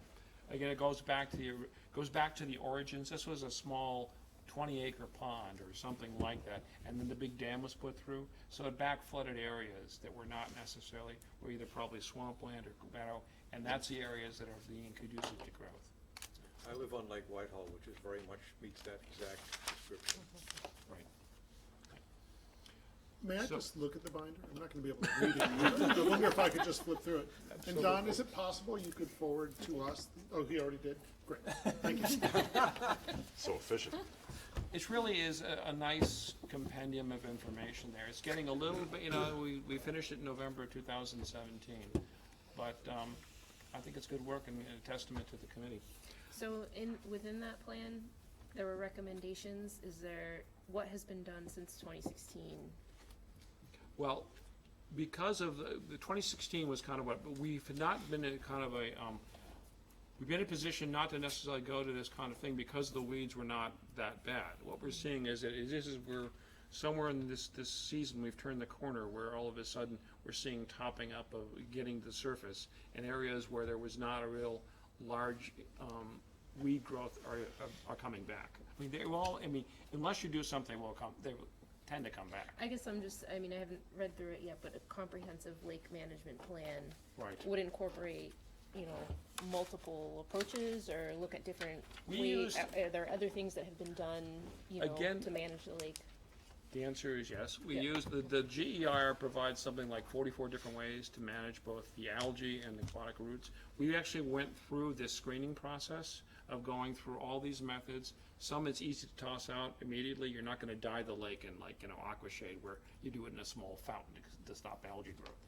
But they went through the basic kind of going through the different ways and actually had 2 town meetings in 2016 to discuss this, and there's actually a flow sheet telling how things were done, a list of what was actually considered and not considered. I'm going to pull out a map to show. So just to add to that, Mr. Mitchell, for this year, the intent was to do the extended drawdown. However, there was one property owner who had a shallow well, who opposed the extended drawdown, which precluded us from doing that. So we were only able to do the typical drawdown, which is 3 feet. 5 feet. Or 5 feet, excuse me. However, given the weather this winter, even if we were able to do the extended drawdown, I'm not sure how effective it would have been anyways. But in addition, the SIG and Mr. Mitchell and the DPW has looked at other treatment options in addition to the application of the herbicides, which have included, going out, having divers go out and remove the weeds, having aqua harvesters go out and do it, but it was just cost prohibitive. I mean, it would have cost the town, a significant amount of money. This was the most cost-effective approach, and the most effective, we felt, as the SIG group, and I'll let But part of the things I should just add on to that thing is there was other practical things. When you do mechanical harvesting and you take the weeds out, it's like mowing the lawn. So you've got to go in and out of the boat launch area. And then you have to be careful again because of the depth and the rock piles there and kind of being tread carefully. Then the thing is you've got to bring the weeds back once they're harvested and they have to dry because they're wet, they're 95% water. You don't want to be, trucking water around. So that means you've got to have piles of weeds that are probably drying and decomposing for about 2 weeks at least, and then you deal it. And they're smelly and they do flies and there's kinds of things. And there's not an easy place to put them. So that was one of the things too in terms of you have kind to of dispose of them. how are you going to dispose of them and store them. Sometimes it works out pretty well. The circumstances just didn't favor it so much this time. So through the chair, there are many different options in there that the advisory group eliminated from possibility for this year. As David mentioned, we did the extended drawdown in 2015, 2016, and then every year since then we've done the typical drawdown of 5 feet. Through the chair, although we weren't able to do the deep drawdown this year because of the well, are there alternatives in future years to provide a solution for the house that has the shallow well? So in future years we could do drawdowns and not always have to use herbicide? So through the chair, we have been working very closely with the Board of Health Director, Sean McAuliffe, and we haven't found a solution for providing water supply to that property for this year. We're still evaluating options and we're open to any ideas, but as of now, that shallow well will impede us next year if we're looking to do an extended drawdown next year. Okay, and one more question. So you had mentioned that the herbicide will not kill the roots, so they're gonna grow back. Is Right. there a solution to kill the roots, so this is one and Certain done? types of chemicals are what more systemic, as they say, they actually will kill it. But again, it's certain chemicals for certain different types of species. So they're getting better at this. They're actually kind of fine tuning using the plant genetics to do them. This particular chemical does not do that. But again, it's not, again, it's hard to find one that will get all three of these species at the same time. So, but I mean, there's probably 45 different, they keep on coming out with them, actually, to tell you the truth. There was, for a long time, it was very limited. I'd say in the last 10 years, they probably have done 20 over the, and there's actually a very good one coming out specifically for Eurasian milfoil, which you don't have. But I hear is gangbusters just for that one plant.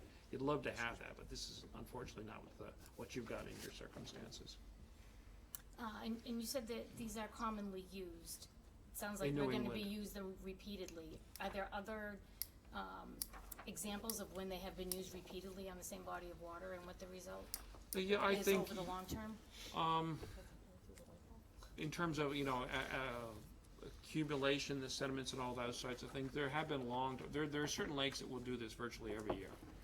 I mean, whether you like that or not, I'd rather treat the causes of things than necessarily treat the symptoms if you can. But if the basic causes are shallowness and clear water, ironically, if you get water quality better, the water gets clearer, the plants like it even more. So there's a little bit of just natural conditions to deal with as well. So if you want me to just take a pause, I'll go back to the comments from DEP and such, just to go through, unless Through you, the is chair, there anything else? Just from a time management standpoint, you Yep. still have at 9 o'clock a new application. I was wondering, does the commission want to consider continuing this hearing to later on tonight? And just hit Yeah, the 9 that- o'clock and hopefully get them, On their way. on the. Yeah, that's fine. I think Okay, this is a this good is- breaking point. Good breaking point, and go back to. Yeah, all we need to do is read the notice and continue it though, right, Don? Is it- No, there's a 9 o'clock, the 9:15 has been continued. Oh, the 9, okay. So we got a 9 o'clock Yeah. sitting out there. Got it, So okay, yeah. hopefully we could, give them the time, and then if there's time remaining in the night, you guys can come back. But it's quite a full agenda. Thank you very much. So it's just being, we have a hearing. We have a hearing on the agenda for 9 o'clock, which we need to hear. So once that is over, if there's adequate time, which I think there should be, we'll continue the hearing Bring them with. back. So they, I'm willing to stay. Will there be any actions taken towards chemicals in the lake without this public hearing, correct? no, so the public hearing will continue. All right. There's no actions that will be taken. You're welcome. Yes. Open it and just wait, we don't mind waiting another half hour if it's. I think just from an agenda standpoint, there may be people in the audience that are waiting to hear that 9 o'clock. We'll do that and then continue. That's okay. So Melissa, you're welcome to continue as chair. All right. Hopkinton Conservation Commission will hold a public hearing on Tuesday, February 25th at 7:30 p.m. at the Hopkinton Senior Center, 28 Mayhew Street, to hear all persons interested in a notice of intent filed by Paul Phillips for the installation of a dock and deck with associated site work. Location 54 Lakeshore Drive, Assessor Map L35, Block 1, Lot 0. Good evening. Good evening. Paul Phillips, owner and applicant. Paul lives at number 54, Lakeshore Drive. Paul's residence is here. Shore is here. There's no vegetation. It's like a mean annual high water, retaining wall, little gabion, retaining wall, mean annual high water, 25-foot buffer, 50-foot, 100-foot. Driveway is here, serviced by town sewer. We have a series of little retaining walls, one at the bottom, one at the top, and one up by the house. What Paul's looking to do is put a dock in, put a wooden landing here, and a staircase that's here now. This is very steep now, with no walkway, no access to the water. So right now, we have a small staircase right here, and we're looking to continue that from here down to the water. Proposed bales, wattles would be here. Access to do the work here would be down through here, right through here at the end of the retaining wall, kind of weave ourselves down here. Limit of work is contained right here. This is about 390 square feet. And then a little bit of work right here, between the 25 and the 50 is 280. And then all the little surplus material, which would be very little. We have a series of depressions on the property. Buffer zone to be here. We have an elevated walkway here of like 4 inches or so. We're just looking to use some of that surplus here and here. And this would be about 75 square feet. So all total, we'd have like 745 square feet inside the buffer. What's the walkway made out of? Well, Matt had a couple questions, so I'll leave that to Paul. Paul can try to describe. I'm planning on putting a deck in also, and it'll be the same material, so it'll be something like that as far as a railing going down, wooden post into the ground, and it'll either be sono tubes with cement and 4x4s. And I spoke to my contractor, said if there's a lot of stone there and rock, he says if he hits stone, then he's going to do Tapcon screws to get into the rock. And then the step material itself will be a composite that will match my deck up on top. The deck is not part of this proposal. No, that's separate. We're just here for the walkway and the landing and the dock. So through the chair, is that area already like grass right now? Is it previously disturbed? It's not grass, it's Weeded and walked on. Yeah, it's like, Yeah, Dangerously. yeah, it's very steep and you just, what do you, mow it with a weed whacker or something? I guess, 2 times a year? I just moved in this November 1st, so. Yeah, I mean, you can't mow it with like a lawnmower. You'd have to just have like No, a weed you whacker couldn't get, type you have to thing. weed whack it. So to Melissa's point, what is the walkway stone? I get the sonnet tubes that presumably that's for the dock in the landing area, but the staircase, It'll be the wood walkway. wood frame with a composite flooring on it. Got it, okay. Was it gonna be like step down in series or is It'll it just be gonna be steps slope? down, then probably a landing halfway, and then continue the steps down to this area. Yeah, cause it seemed really steep where if you didn't sort of step it, I would imagine It's it'd a probably long be more, fall. more dangerous than Yeah, so I'm what's out there planning on now. offsetting from the landing a couple of feet either way, whichever works out best based on the landscaping, so that you have, is it a sloped walkway, or are we gonna have a series of step? it'll be Landing, steps, step, step, landing, step, and then offset a little bit, and then steps, landing down to that area. So the digging, so the surplus material is coming from the sonnet Yes. tubes? Yes. And that's Not- it. That's it. I'm not excavating anything, it'll all be just Okay. as it is. It's all just being done by hand, presumably? Sorry? It's all done by hand, the digging? The contractor said he might have a machine come in and, depending on what he finds underneath it, whether they're putting in the tubes or the Tapcon. You're not gonna try and get like some sort of a No, there's no major mini excavator getting or down there, something no, down it'll all be there. handheld. Yeah, They're like Put it in the drilling, handheld auger or drilling a hole in Yeah. the ice for fishing. Right, yeah, okay. And is the dock seasonal or is it permanent all year round? It's going to be seasonal, and what I'm anticipating is just something like that. I've got a couple of copies, but it's aluminum dock, aluminum footing, cedar removable walkway that I could take out in the winter if I want to. So the only thing that's not shown in this drawing is this little bit at the tail end of that.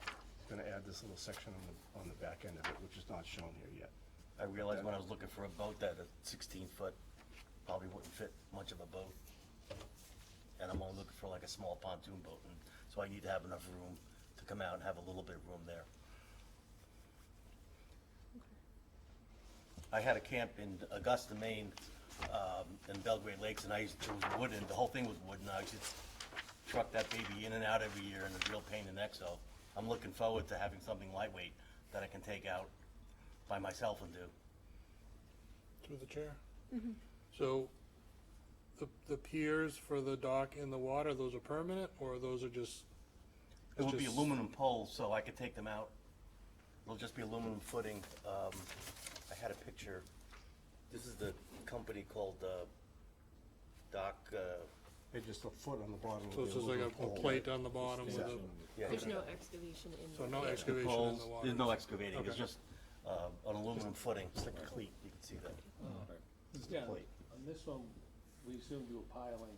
Yeah, Right. Yeah, that's what we thought, so. Yep. With the post, you know, it's kinda considered, you can still take it up, but when it's piled like that, you consider it's a permanent dock. Correct. Yeah, I've looked around, and some people leave their aluminum docks in all year. Right, exactly, So, right. So, I'd I thought it was filed as a, I thought it would be Permanent. less disruptive if once they were set, they just leave them, instead of bringing them up and down every year and disturbing the base. Okay. Matt, did you have anything else? Chapter 91, we gotta wait on that, right? so I got no comment from the board. Yeah, that was, I think that was pretty much it. What was the- Can I ask them? Yeah, so. You're not doing anything with the retaining wall, right? You kind of mentioned the different materials and stuff, but that's just gonna stay as is? The retaining wall's on the way up? No, the one on the, Here. edge of the lake. Well, the only thing I was thinking is, it's all solid cement wall now, except for this one area that has like stone and a mesh over it. And I don't know what I could do with that, other than have the dock go over it, so that it doesn't get any worse than it is right now.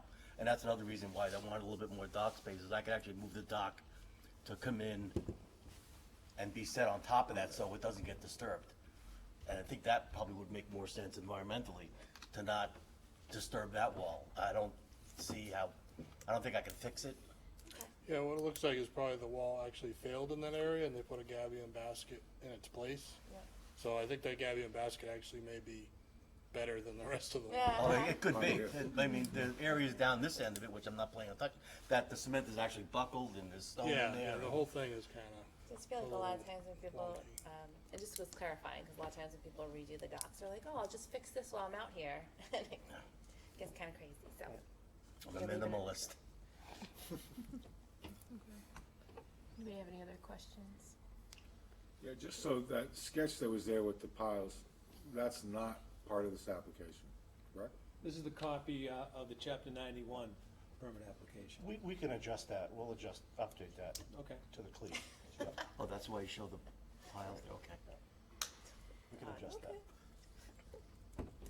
So that's not the current plan, correct? This is basically No, what the, that's not commi- what we're gonna what the build. commission is in the past, the dock is not on his property, it's in the lake. Yeah, right. So we always get a Right. copy of the chapter 91, so the property owner, the Commonwealth of Massachusetts, That's Great is Pond. notified that, yeah, it's a Right. great pond, so we always get a copy of the chapter 91 permit application.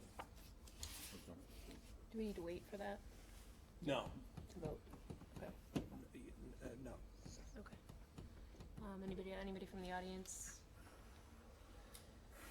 Questions, comments? Okay. I think I'm okay with it. Yeah. I'm good. Alright, can I get a motion? So moved. Can I get a second? Second. All in favor? Aye. Opposed? Okay, Great, thank I think you. we're all set. Thank you, appreciate it. Look forward to being on the lake. Having a party, inviting all the. Let us know That's when, right. let us know when the barbecue is. Well, it depends on if the deck gets approved or not. Can't do that. But we'll have a safe walk down to the water. I appreciate it, thank you. All right, so with that, I think we can have, Oh, yeah, can we just read and immediately continue to 9:15? sure. It's new? It's a new application, it's not. Amended notice. Yes, amended notice of Okay. intent application. Hopkinton Conservation Commission will hold a public hearing on Tuesday, February 25th, 2020 at 7:30 PM. Hopkinton Senior Center, 28 Mayhew Street, to hear all persons interested in amended notice of intent filed by REC Hopkinton LLC to update the design for the two wetland crossings.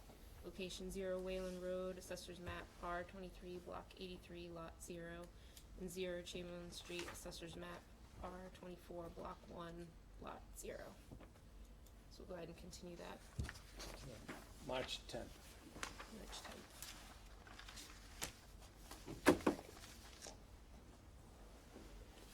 Is there any other business?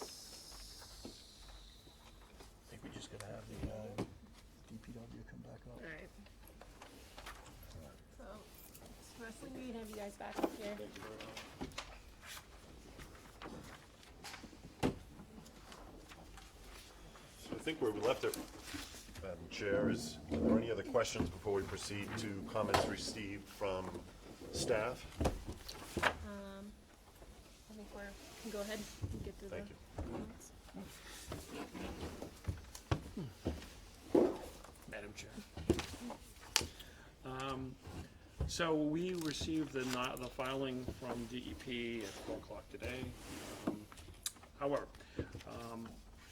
she had a couple of comments, I wanted to address them, and I don't have copies for them, so I'll just read them very briefly. Although file number is being issued, please note the following. It appears the proposed project will take place in Upton, Milford, and Hopkinton. Section B of the notice of intent should be corrected to reflect only the area of the lake which is present within Hopkinton. Notice of intent should be filed with the Upton and Milford Conservation Commissions for the proposed work in those towns. The commissions from all three towns should coordinate the wording of any special conditions to prevent any conflicting orders. As I indicated from looking at the revised figure, the work is all occurring in Hopkinton. I had conversations with Michael Dean, who's the agent for Milford, and Dave Pickard, who is the agent for Upton, regarding this.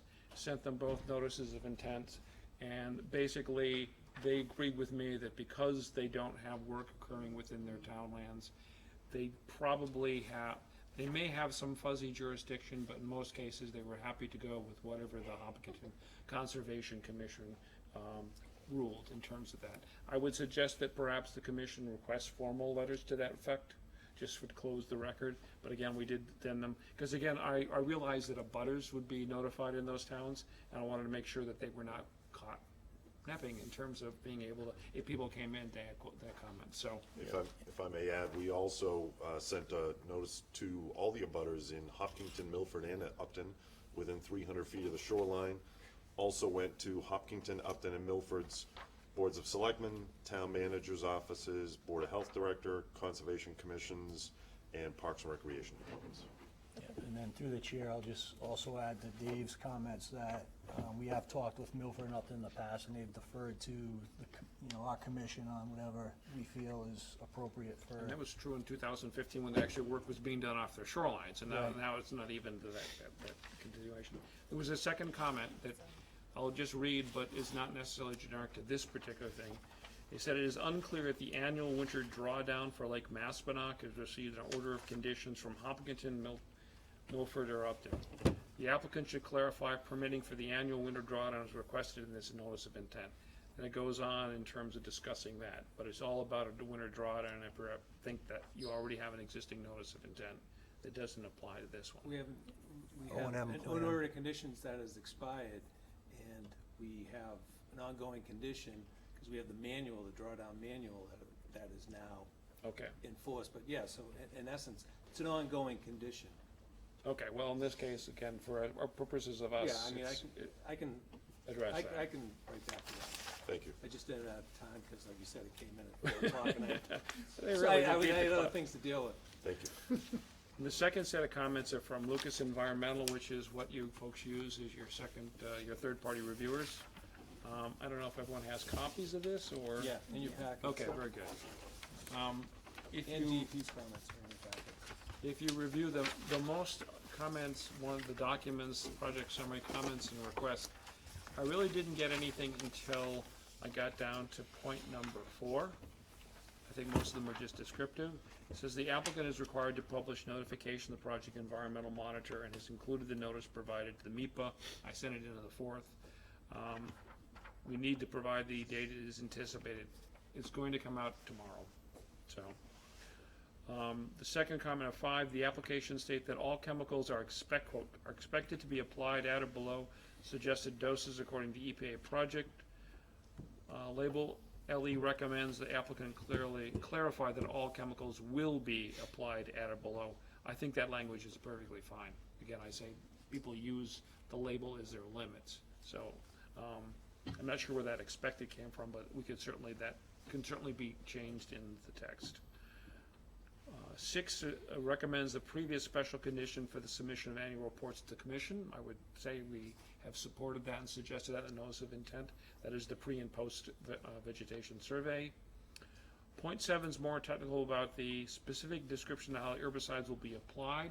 Again, I have to defer to the applicator because they're the ones that actually will be doing the application. But typically they put a small vessel out that has nozzles and a feed from a tank, and they inject it into the water maybe 3 or 4 feet below the water before to allow it again to reduce. They want to, as you might imagine, they want to hit the areas they want to hit, and they don't want to lose product. So they do that in a way that would provide, I think, with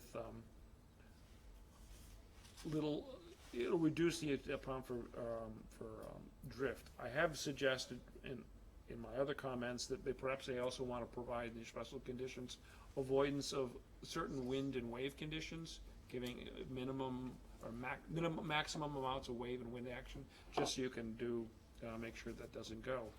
The other comment about being dicot will not be effective in lakes or ponds with muddy water where plants are covered with silt, because it's strongly attracted to silt and light particles. Therefore, they should not be disturbed, and there was a consideration about the outboard motor. These people don't usually use things that disturb the bottom. And generally, the dicot chemical, that probably came from the Wisconsin one. They deal with a lot of farm ponds. They have a lot of silt in them too. So in the New England lakes, I don't think that's that big an issue based on the Secchi disc we see, the clarity we see in Lake Maspinock. And the last thing just is at the time of the issuance, they hadn't issued a file number. So, any further follow-up on their comments? They do say that if there's a need to monitor or restrict public outboard motor use within the treatment areas prior to application, I assume that there would be a certain period after it's applied too that you wouldn't want to stir up the water too much. I don't know. You usually clear the lake for a day. Usually during a weekday. Say it probably will take 1, maybe 2 days, depending when they start during the day.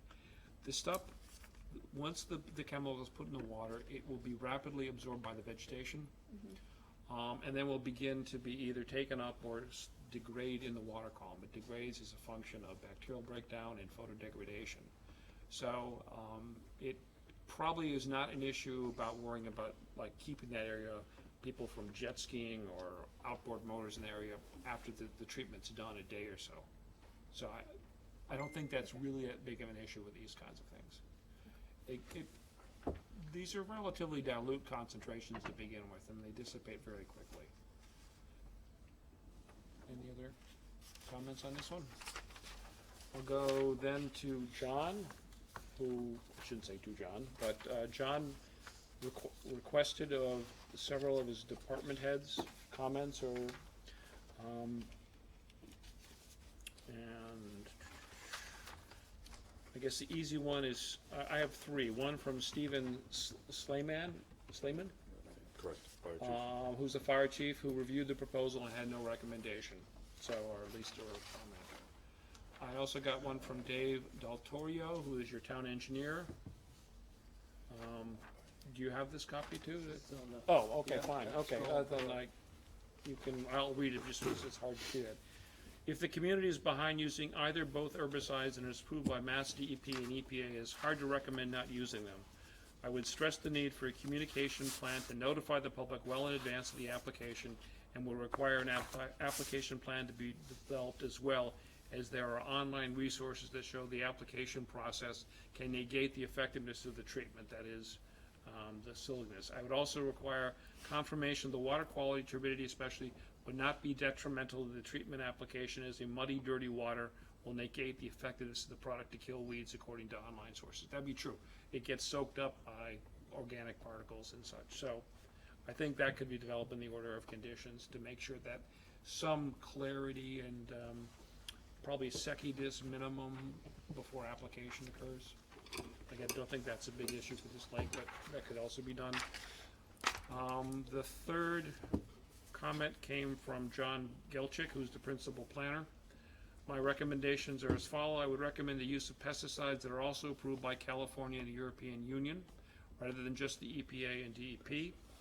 The use of these pesticides should be limited to the amount necessary for effective treatment and should not be over-applied.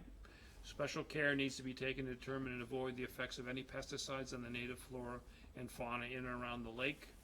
Pesticides should be applied when there is the lowest chance of interaction with residents.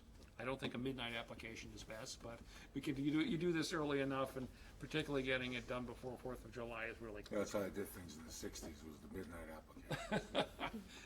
There's bad connotations. By the way, we're talking herbicides, not pesticides. Correct. Correct. He's using the Yeah, term, no, I get but you. it's a generic, I think But it's two entirely different things, but Correct. you They meant are. to say herbicides. herbicides are classified as pesticides, even though, I will, I agree with Really? you. I agree with you in terms of, Town staff is aware of the fact that we're Yeah, using yeah, an yeah. herbicide. Just one. I'm being picky.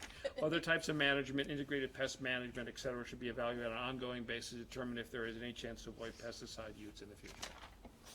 And again, that's part of what we're looking in terms of that Through the watershed chair, management. those comments weren't copied to us, so if you could forward I couldn't those find to make it part of the record. We will. There's also two other comments. This is from Jay Gulfey, who's the Parks and Recreation Director. This is from Monday, February 24th. John, per our conversation earlier, the Parks and Recreation Department is comfortable with the recommendation of the Weed Management and Control Advisory Group. And then this one is from Sean McAuliffe, who's the Board of Health agent. This is from Friday, February 21st. Good afternoon, John. We are discussing the herbicide issue on Monday. At present, our position is that the herbicides are Mass DEP and EPA approved. They are being applied by a licensed applicator, and the applicator will be following the manufacturer's requirements. Swimming appears to be permissible after either application. The diquat that doesn't bind to the plants tightly binds to the soil below. It decays fairly quickly and shouldn't represent a risk to groundwater. Though the endothall doesn't bind as tightly as the diquat, microbial activity in the sediment triggers its decomposition. It shouldn't pose a risk to groundwater. We didn't have enough cold days for the drawdown to be effective. We will see. And I don't have any comments from Sean since their meeting on Monday. You could submit those as well. I will.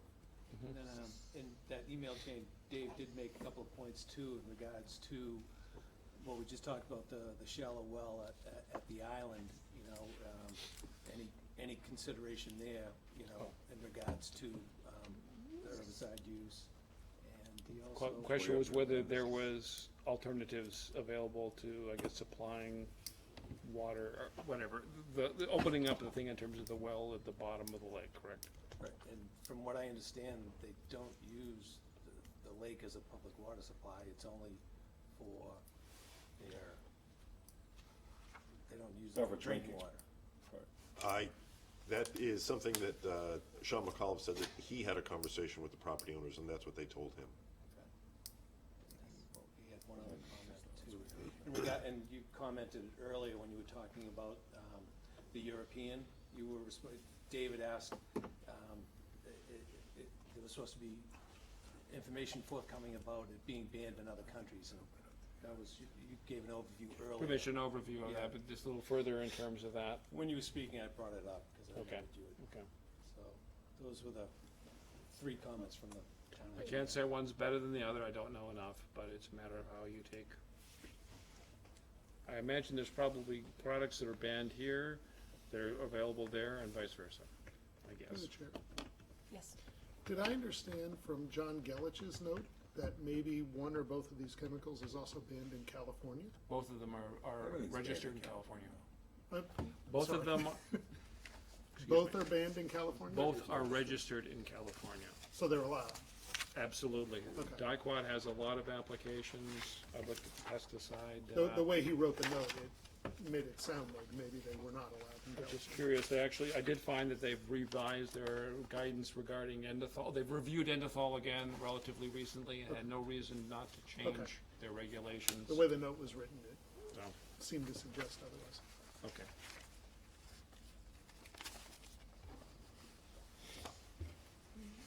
I mean, these things are commonly available. I mean, we regulate them more in Massachusetts and California and a few other states. I was just showing, I got this completely off of Dicot. You wanna get some dicot dibromide, you can get it, except, cannot be sold in California, Connecticut, Massachusetts, New Hampshire, New Jersey, New York, Vermont, and Washington. So, the states go from being very lenient to regulating it, it's regulated here, so. Okay, I think, we have about a half hour left. I think I'd like to open it up to questions and comments from the audience. Absolutely. So we have some time to consider that. Okay. And again, I can speak to the level of kind of the generic treatment. I can't speak to the fine tuning of how the applicator is gonna actually do that, how he is going to do everything, so, Okay. in that sense. Okay. So from the, I saw this hand first here. If you can just state your name and address for the record before you Ron speak. Seamus, 36 Lakeshore Drive. We talked about this over and over the years. Now, my research was hated, but when I looked at it a couple of years ago, Dicot was banned in Scandinavia and Japan. Now, that may have changed. But there's a lot of data on that. New Jersey considers it a hazardous substance. Being from New Jersey, I don't really worry too much about chemicals. So I can attest to that. So, and by the precautions that you were suggesting for the boat ramp, right? I would say that for any kind of application, alum treatment, something, not simply because it's this particular chemical. I think any kind of, you had an oil transfer, you fuel up your gas tanks, anything. I mean, Fair enough. not, Look up the it's not, hazardous- What the, the concerns are with the hazardous. I mean, I just, But, and everybody can do that on their spare time, but, the beach is right there, right? I think people need to know that. The second part of that is, the reason why we couldn't do the drawdown is because, the people's well was gonna be out of water, right? So maybe they're not drinking the water, I find it hard to They're believe, drinking but. the water. Right. So the bottom line is, this stuff is gonna get in the water. We've had lots of conversation. Things gonna get kicked around by the boats, the jet skis and all that sort of stuff. I don't know what, you guys have had some conversation on it, but are the other towns, conservation commissions and boards of health aware that this might be in the water, as well as the landowners? I guess I have to answer through the chair for these purposes, not getting in one to go on. In general, again, they're aware because in both cases, the agents had seen the 2015 notice of intent, had probably gone through that. We're kind of aware of the issues in terms of that, so with regard to their knowledge of this, I'm reasonably assured that they understand what our chemical treatment is and what's being suggested here. In terms of the treatment of this being, I mean, this is a type of treatment that is covered and will be done in many lakes in New England this year. Regardless of what New Jersey said or whatever, it is still available for use in most New England states as long as, again, you follow the label. I guess that's it. So through the chair, if I may, just want to add that the Conservation Commissions and Boards of Health were notified in Milford and Upton. We didn't receive any comments from either of those. And the question of the drinking water well at Spindle Island, that is a Hopkinton property, and that would be governed by Sean McAuliffe, who's already weighed in on the application.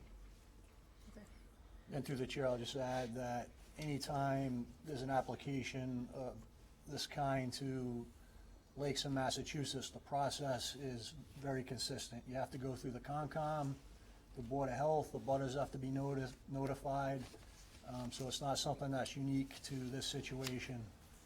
And I would imagine that it's very similar to many of the other states, but I can't speak to specifically to that case. I don't know if you can, Mr. I Mitchell. would just simply add to that, for each lake-specific application, state of Massachusetts, they have to get a license. They have to show what they're doing and how they're doing it, and that's another license they have to go through. I can't speak to other states in terms of whether they need that kind of license, but in Massachusetts, it's true. It's a WMBP, I had it down there, whatever it is. There's a license to apply herbicides. Just to reiterate, I think, Mr. Westling, you said that abutters in both Milford and Upton were notified Yes, they were. of this, so they had the opportunity Yes. to be aware and to We rece- participate. Correct. We received a certified list of abutters from both Upton and Milford, and we did mail out the notice to those abutters as well. Okay. I think I'll take next question here in front. My name's Bob Deary, I live 51 West Elm Street. If you put the map back up there, I live on the north end of Lake Maspinock. 40 years ago, when we bought the property, one of the key selling points was that I owned an acre of a lake. And I like to garden, and that's where I get my water from. I also like wildlife, and that's a nesting area for geese, and it's a nesting, I'm on the migration highway for the snapping turtles. And you know all about the snapping turtles, because the last time we met, we were arguing about the house that's being built across the street, and what they were doing to the snapping turtles. Well, their migration's gonna start in about 2 weeks. I can't find any information about what either of these compounds do to baby snapping turtles, and I can find absolutely nothing about what they do to baby geese. I can find a lot what they do with the largemouth bass and bluegill, but I can't find any information about turtles and geese. And the last thing is, we live in a town that consistently runs out of water in August, when I need water for whatever I'm growing. And that's not the point, not the time I want to be pumping water out of a lake that's just been treated with herbicides. So I need to know how you're gonna notify people like me who depend on that water that you're going to be doing something for them. Again, I'm not the person that'll be the notification, but I answered 3 different questions. First question was, and this is just the question about the baby turtles and all that. Often when they do these kind of tests, EPA, they will rely on certain test organisms. If they will, and turtles are really hardy, so they probably have used amphibians and other things that you probably can absorb through the skin as their, and if they found that safe for that, probably the presumption is they're gonna be safe for the turtles. Same thing with, they have when you do these tests, you do a wide gamut of different species. Again, having seen how these databases are, and they use that as a way, surrogates, they don't test every organism. Secondly, where you're positioned, this probably responds to also, I think, is Mr. Cohen in the audience too? Yes. Yes. So the location is about 2,000 feet from the application area, as the crow flies. It's also upstream in the sense that water flows kind of unidirectionally in this lake from north to south. So again, the application would be going in the opposite direction, would be going down lake and not up lake. You also have a relatively small aperture in terms of West Main Street, in terms of getting through there. And also in terms of, I think for 31, the groundwater well, this is not going to affect, your groundwater is going to be influenced by what's up gradient of you on the land side. Can you guarantee it? I'm a scientist. I never say 100%. The odds are really, really low. Really, really low, based on my experience. Living with my health. I understand that. It will So, not. you know, odds are not the right place to Very good. Through the chair. We're gonna, Question here, okay, look, Excuse me, sir, hold on a second. No, Uh, just a- water here that is mixed up Excuse with me, sir. chemical. Would We're- you take a sip of that? Of what? Of the water that I have here? okay, we're gonna have to, if you Okay. can't observe the discussions here and talk in turn, He approached me, right? He Okay. talked about 30 I'm gonna let him finish Okay. answering the question. Right. So again, the question became in terms of the application being downstream, I should say upstream, and again, the water flow is going to be away, it dissipates. This is a treatment that lasts about a day. Again, in terms of drinking water or groundwater, that usually comes from areas, in this case, you can look at the topography map when we come to the northwest. The chances are vanishingly small that an application like that would go against gravity, go into the groundwater and somehow affect the well. Vanishingly small is not zero, but it's vanishingly small. And then if I can add through the chair. Yes. Anytime that we have water bans or limit our water use, that does not cover agricultural uses. So anyone would be able to use water from the town's water supply for those agricultural uses. Thank you. Are you still responding to my questions?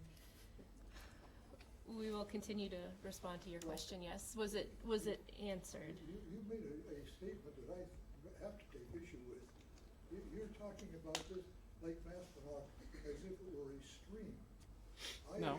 I assure you, it is a piece of water that has many currents in it, and I can prove that to you if you want to go over to my house by showing you the motor oil that circulates back through the viaduct into the north end of the lake from the main body of the lake. All summer, we get shades of oil coming off the main lake, circulating underneath the viaduct that's under West Main Street, back into the north end of the pond. It's not a one-way conduit. Okay. I think the question at hand here for the commission is it's not, we're not arguing over whether or not pesticides are getting, or herbicides are being applied Right. in the lake. They are. Yes. They're going to be in some form throughout the lake, and we're just addressing, need to make a decision on whether this is Right. They'll be the applying right at the legally approach. allowed concentrations for a brief period of window of opportunity, and then when those very quickly degrade down to very small concentrations in a direction towards the main body of the lake and not towards the north. Can we find out about this how? So through the chair, what I would recommend is a special condition if the notice of intent is improved, that the contractor who's selected for the project provides the Concom and the DPW with an application and treatment plan prior to the work being done that outlines how the chemicals will be applied to the lake, how they will, the timing of it, the mix of the chemicals based on the observations of what weeds are observed, how the notification process to the public will be laid out so that everyone is aware of it well in advance of the application. And I think I mentioned the timing of it, so, I propose. Right, the chemicals that'll be applied and the chemicals that'll be applied in the mix. And then what their recommendation is as to, what activities should be, precluded for whatever period of time, once it has been applied. And through the chair, just to follow up on that, it's legally required, so they have to post this in public spaces. Often they do a legal notice as well, the applicator, it's part of their process. How much time prior? Is that you know, I'm sure that's part of, There's probably something like a 2-week, I don't know right roughly what it is. Through the chair, I was gonna recommend 2 weeks. Yeah. but that, and that could, knowing that that could change based on conditions that were, That's correct. Correct. we are requesting here for, based on weather and whatnot. May want, the commission may want to identify the public areas or areas if there's like a road that, without being a traffic hazard, could also be posted. I've seen that happen before too, so. And the places so that you're covering all the areas of the lake. Right. I know there's areas, of the lake, even along the roadway, where you see people fishing who aren't necessarily from town, they're not residents, they would. And through the chair, we could also utilize the LNPA as a conduit to get the message out to folks, since they have a lot of emails of people who live on the lake, and in the vicinity of the lake, so that would be another good Yep. tool to use.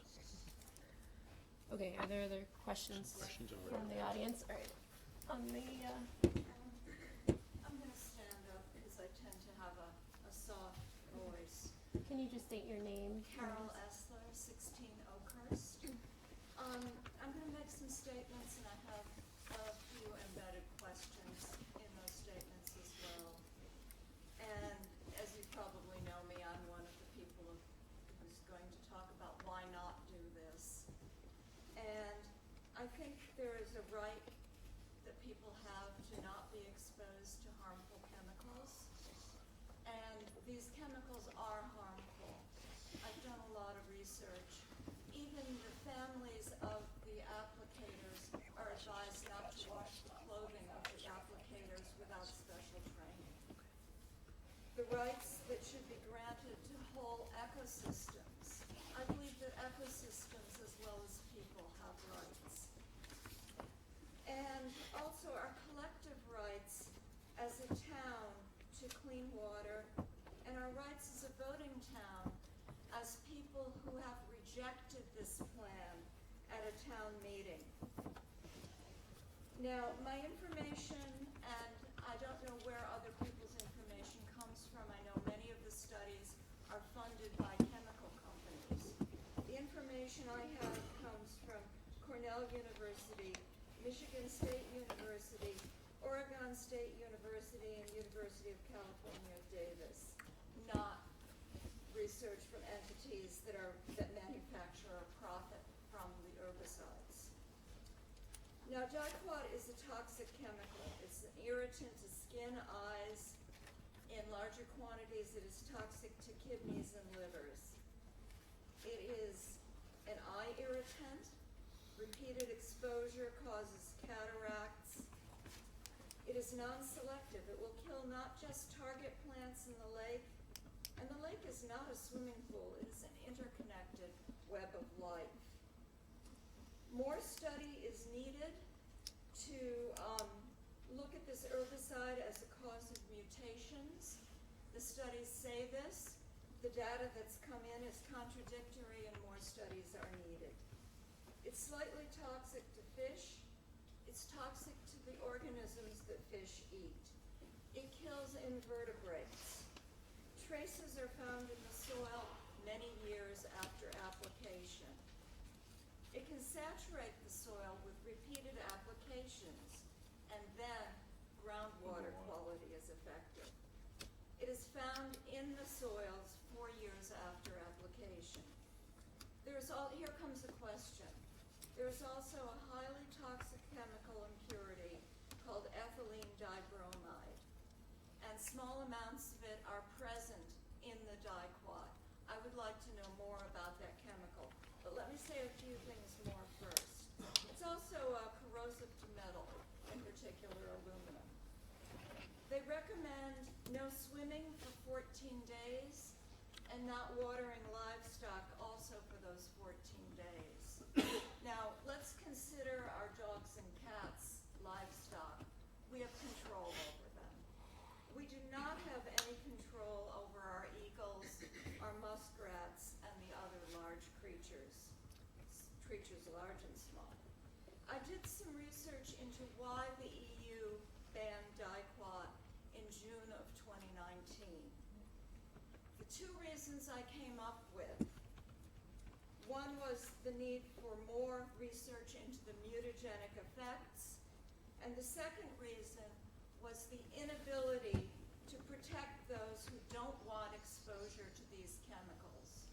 I found no way to protect those of us who do not want this in our bodies, in our lake, in our wildlife, in our environment. There's no way to protect people. It's kind of similar to our situation, isn't it? What the EU decided to ban dicot for. There are safer, free ways to work with weed overgrowth. As people have said, we've been dealing with this since the 70s. Anybody live here long enough to remember the Metcalf-Eddy report on the lake? I read the whole thing. I did. So I'm going to, and I also said a bunch of us are willing to go out there and pull. Get us a good boat and we'll pull. Absolutely. So I'm going to urge caution, patience, and respect for our planet, her waters, and all her creatures. I want you to know that when you look at nature out there, there's 6 colors of dragonflies on the lake. I don't want to lose even one of those. The frogs are doing better. We've got eagles. We've got an occasional loon. We have a thriving ecosystem, which is inconvenient for motorboaters and some swimmers. But the lake is not a swimming pool. It is part of the web of life. I want our lake to be whole and healthy for my grandkids, and let's not be short-sighted. Thank you. Okay, thank you for your comment. I just want to point out that we have less than 10 minutes in our meeting tonight. So I would like to take some more comments, but specifically if you have some additional information aside from what's already been said. Chris Benning, 14 Downey Street. I guess I have a question for the commission. Just pardon my ignorance. Whereas the town meeting has already voted this down, what is the order of operations to move forward? Is it appropriate for the commission to take action on this before the town reverses itself? Honest question, it doesn't seem appropriate to me, but. So through the chair. Yeah, if I could have Mr. Westerling answer that question, I think. So the town meeting vote, If I may. Excuse me, Madam Chairman, may the chairman of the Weed Management Committee please respond to that? Actually, if it pleases the commission, through the commissioner, Yeah. whatever the appropriate language is. If I understand your point correctly, and just in the interest of time, the way it's written up online is that the town rejected the use of herbicide and allotted $60,000 to search for something other than herbicide. That's not correct. That's not. That's what's online. That's what's written up. All right, if I could just have Mr. Westerling answer the question at this point. so at that time, it was voted at town meeting through a modification to the warrant article, was that they would set up an advisory group, and the advisory group would have the $60,000 at its disposal to educate the public, to look for other options for managing the weeds in the lake, and set forth to bring forward the management plan. Recently, the Board of Selectmen were asked about the use of herbicides in the lake, and the Board of Selectmen said that before we could proceed with any anticipated use of herbicides in the lake, that the advisory group would have to hold a public hearing, which they did back last year.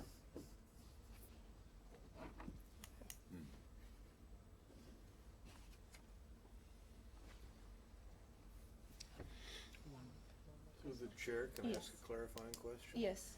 So if the Conservation Commission votes to approve this, it would still have to go to town meeting for funding to do it, correct? Through the chair, that's incorrect. The operating budget of the Department of Public Works has a line item of $60,000 to be used for management of weeds in the lake. Okay. Yes, sir. Don Kaiser, 16 Elmhurst. I'll try to be brief and not do everything I have here. I'm a swimmer. I swim every day from May through September. Weeds are not a problem for me swimming, but nice. The best, I've been here 36 years. The best year we had was after that deep drawdown. I think we really need to pursue that. From what I understand, one of the things about dicot is that it's dangerous for the applicators because it goes through the skin. You get dermal absorption of this material. The EPA requires 2 weeks no swim, no livestock. I think the family on Spindle Island are at least as good as livestock and need to have their well protected. So just thinking about, are we gonna be notified? Is this committee gonna notify everybody that might be a swimmer for those 2 weeks we shouldn't be swimming? And for animals not to be in? And is the water gonna be tested for chemical content before we're allowed to swim it? That's good. Okay. This committee can put together conditions of approval, and one of the conditions that has been discussed and sounds like is legally required is an application plan which would outline chemicals being used, the notification process to the public, the timing, and the concerns that you're raising. If that makes sense. Chair, can I just respond in general? I respect people's view of whether they do not like chemicals in areas, their views about the ecology and such. I would say that looking at things like pesticides, in many cases, the applicators are the ones greatest at risk. They have to take precautions no matter whether they're doing ChemLawn, or they're doing this, or they're doing farm work. So that's not different. The notifications that were mentioned are usually through the university crop extension and how to use these products. They are, when you say these things are toxic, these things are mutagenic, these things, they all are at some point. When you increase the exposure, part of the EPA's testing thing is to increase the exposure to see what is the highest concentration, and from that go back to what a safe dose is. So just the fact that something has, can cause dermatitis or something like that, it's some exposure. A lot of things are, if you increase the exposure to most anything, you're going to have some adverse effects. EPA has weighed these things. They've weighed it in terms of just things in everyday life as well, and they've come up with, they think, of the safe doses. So they consider these things. This is not new information. This is part of the big database. It's part of the way they test these things over a wide variety of animals and surrogates for humans to come up with what safe doses are. So even though I've heard things, again, spouted from something on the internet, again, it's not the process that we seem to accept as a society, so. I appreciate that. Do we have to make a decision on this tonight, or do we cut it off?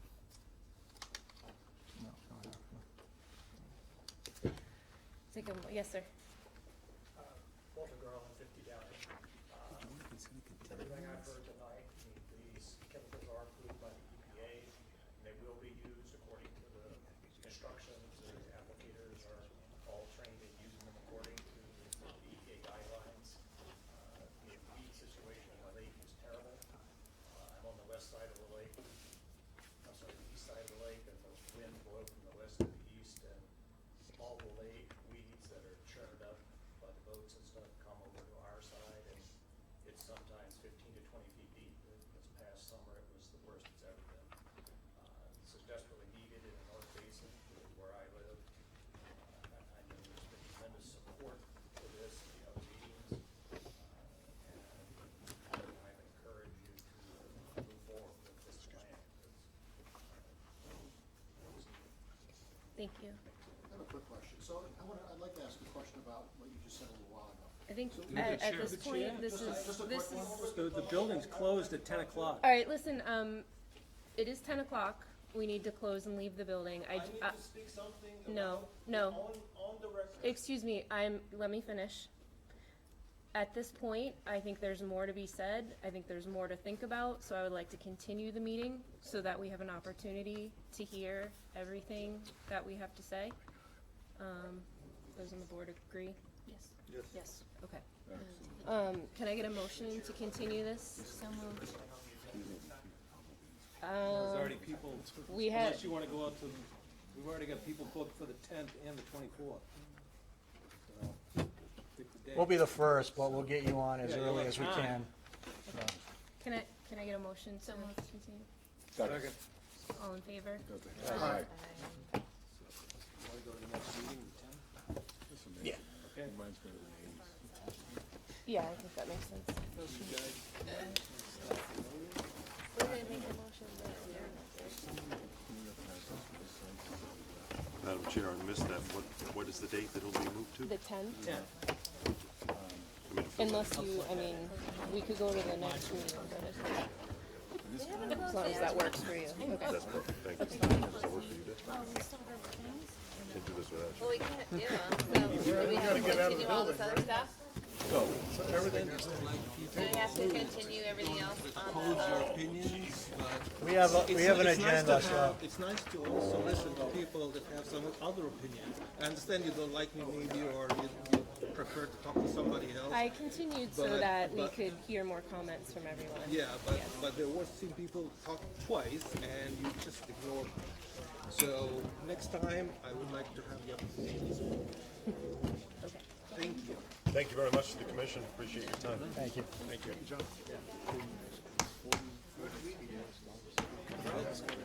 we adjourn? Can we continue, or do we have to go? I have 3 boys. Madam Chair, No, but I don't know if we Mr. have Chair, to did finish you the stuff. adjourn? No, we have not adjourned. Can I get a motion to adjourn? Do we need to finish stuff? Second. Want to make sure we don't need the. Yes. yes, I move I second. Do it just tonight on this side. I guess we'll just table it, right? Table it. Yeah, we'll table it to the next. You know what, that's not that bad. No, it'll be here on the 10th. No, it's great concert, it's exciting stuff. You made a motion. Oh, you did, okay. You said aye. I did like what you did.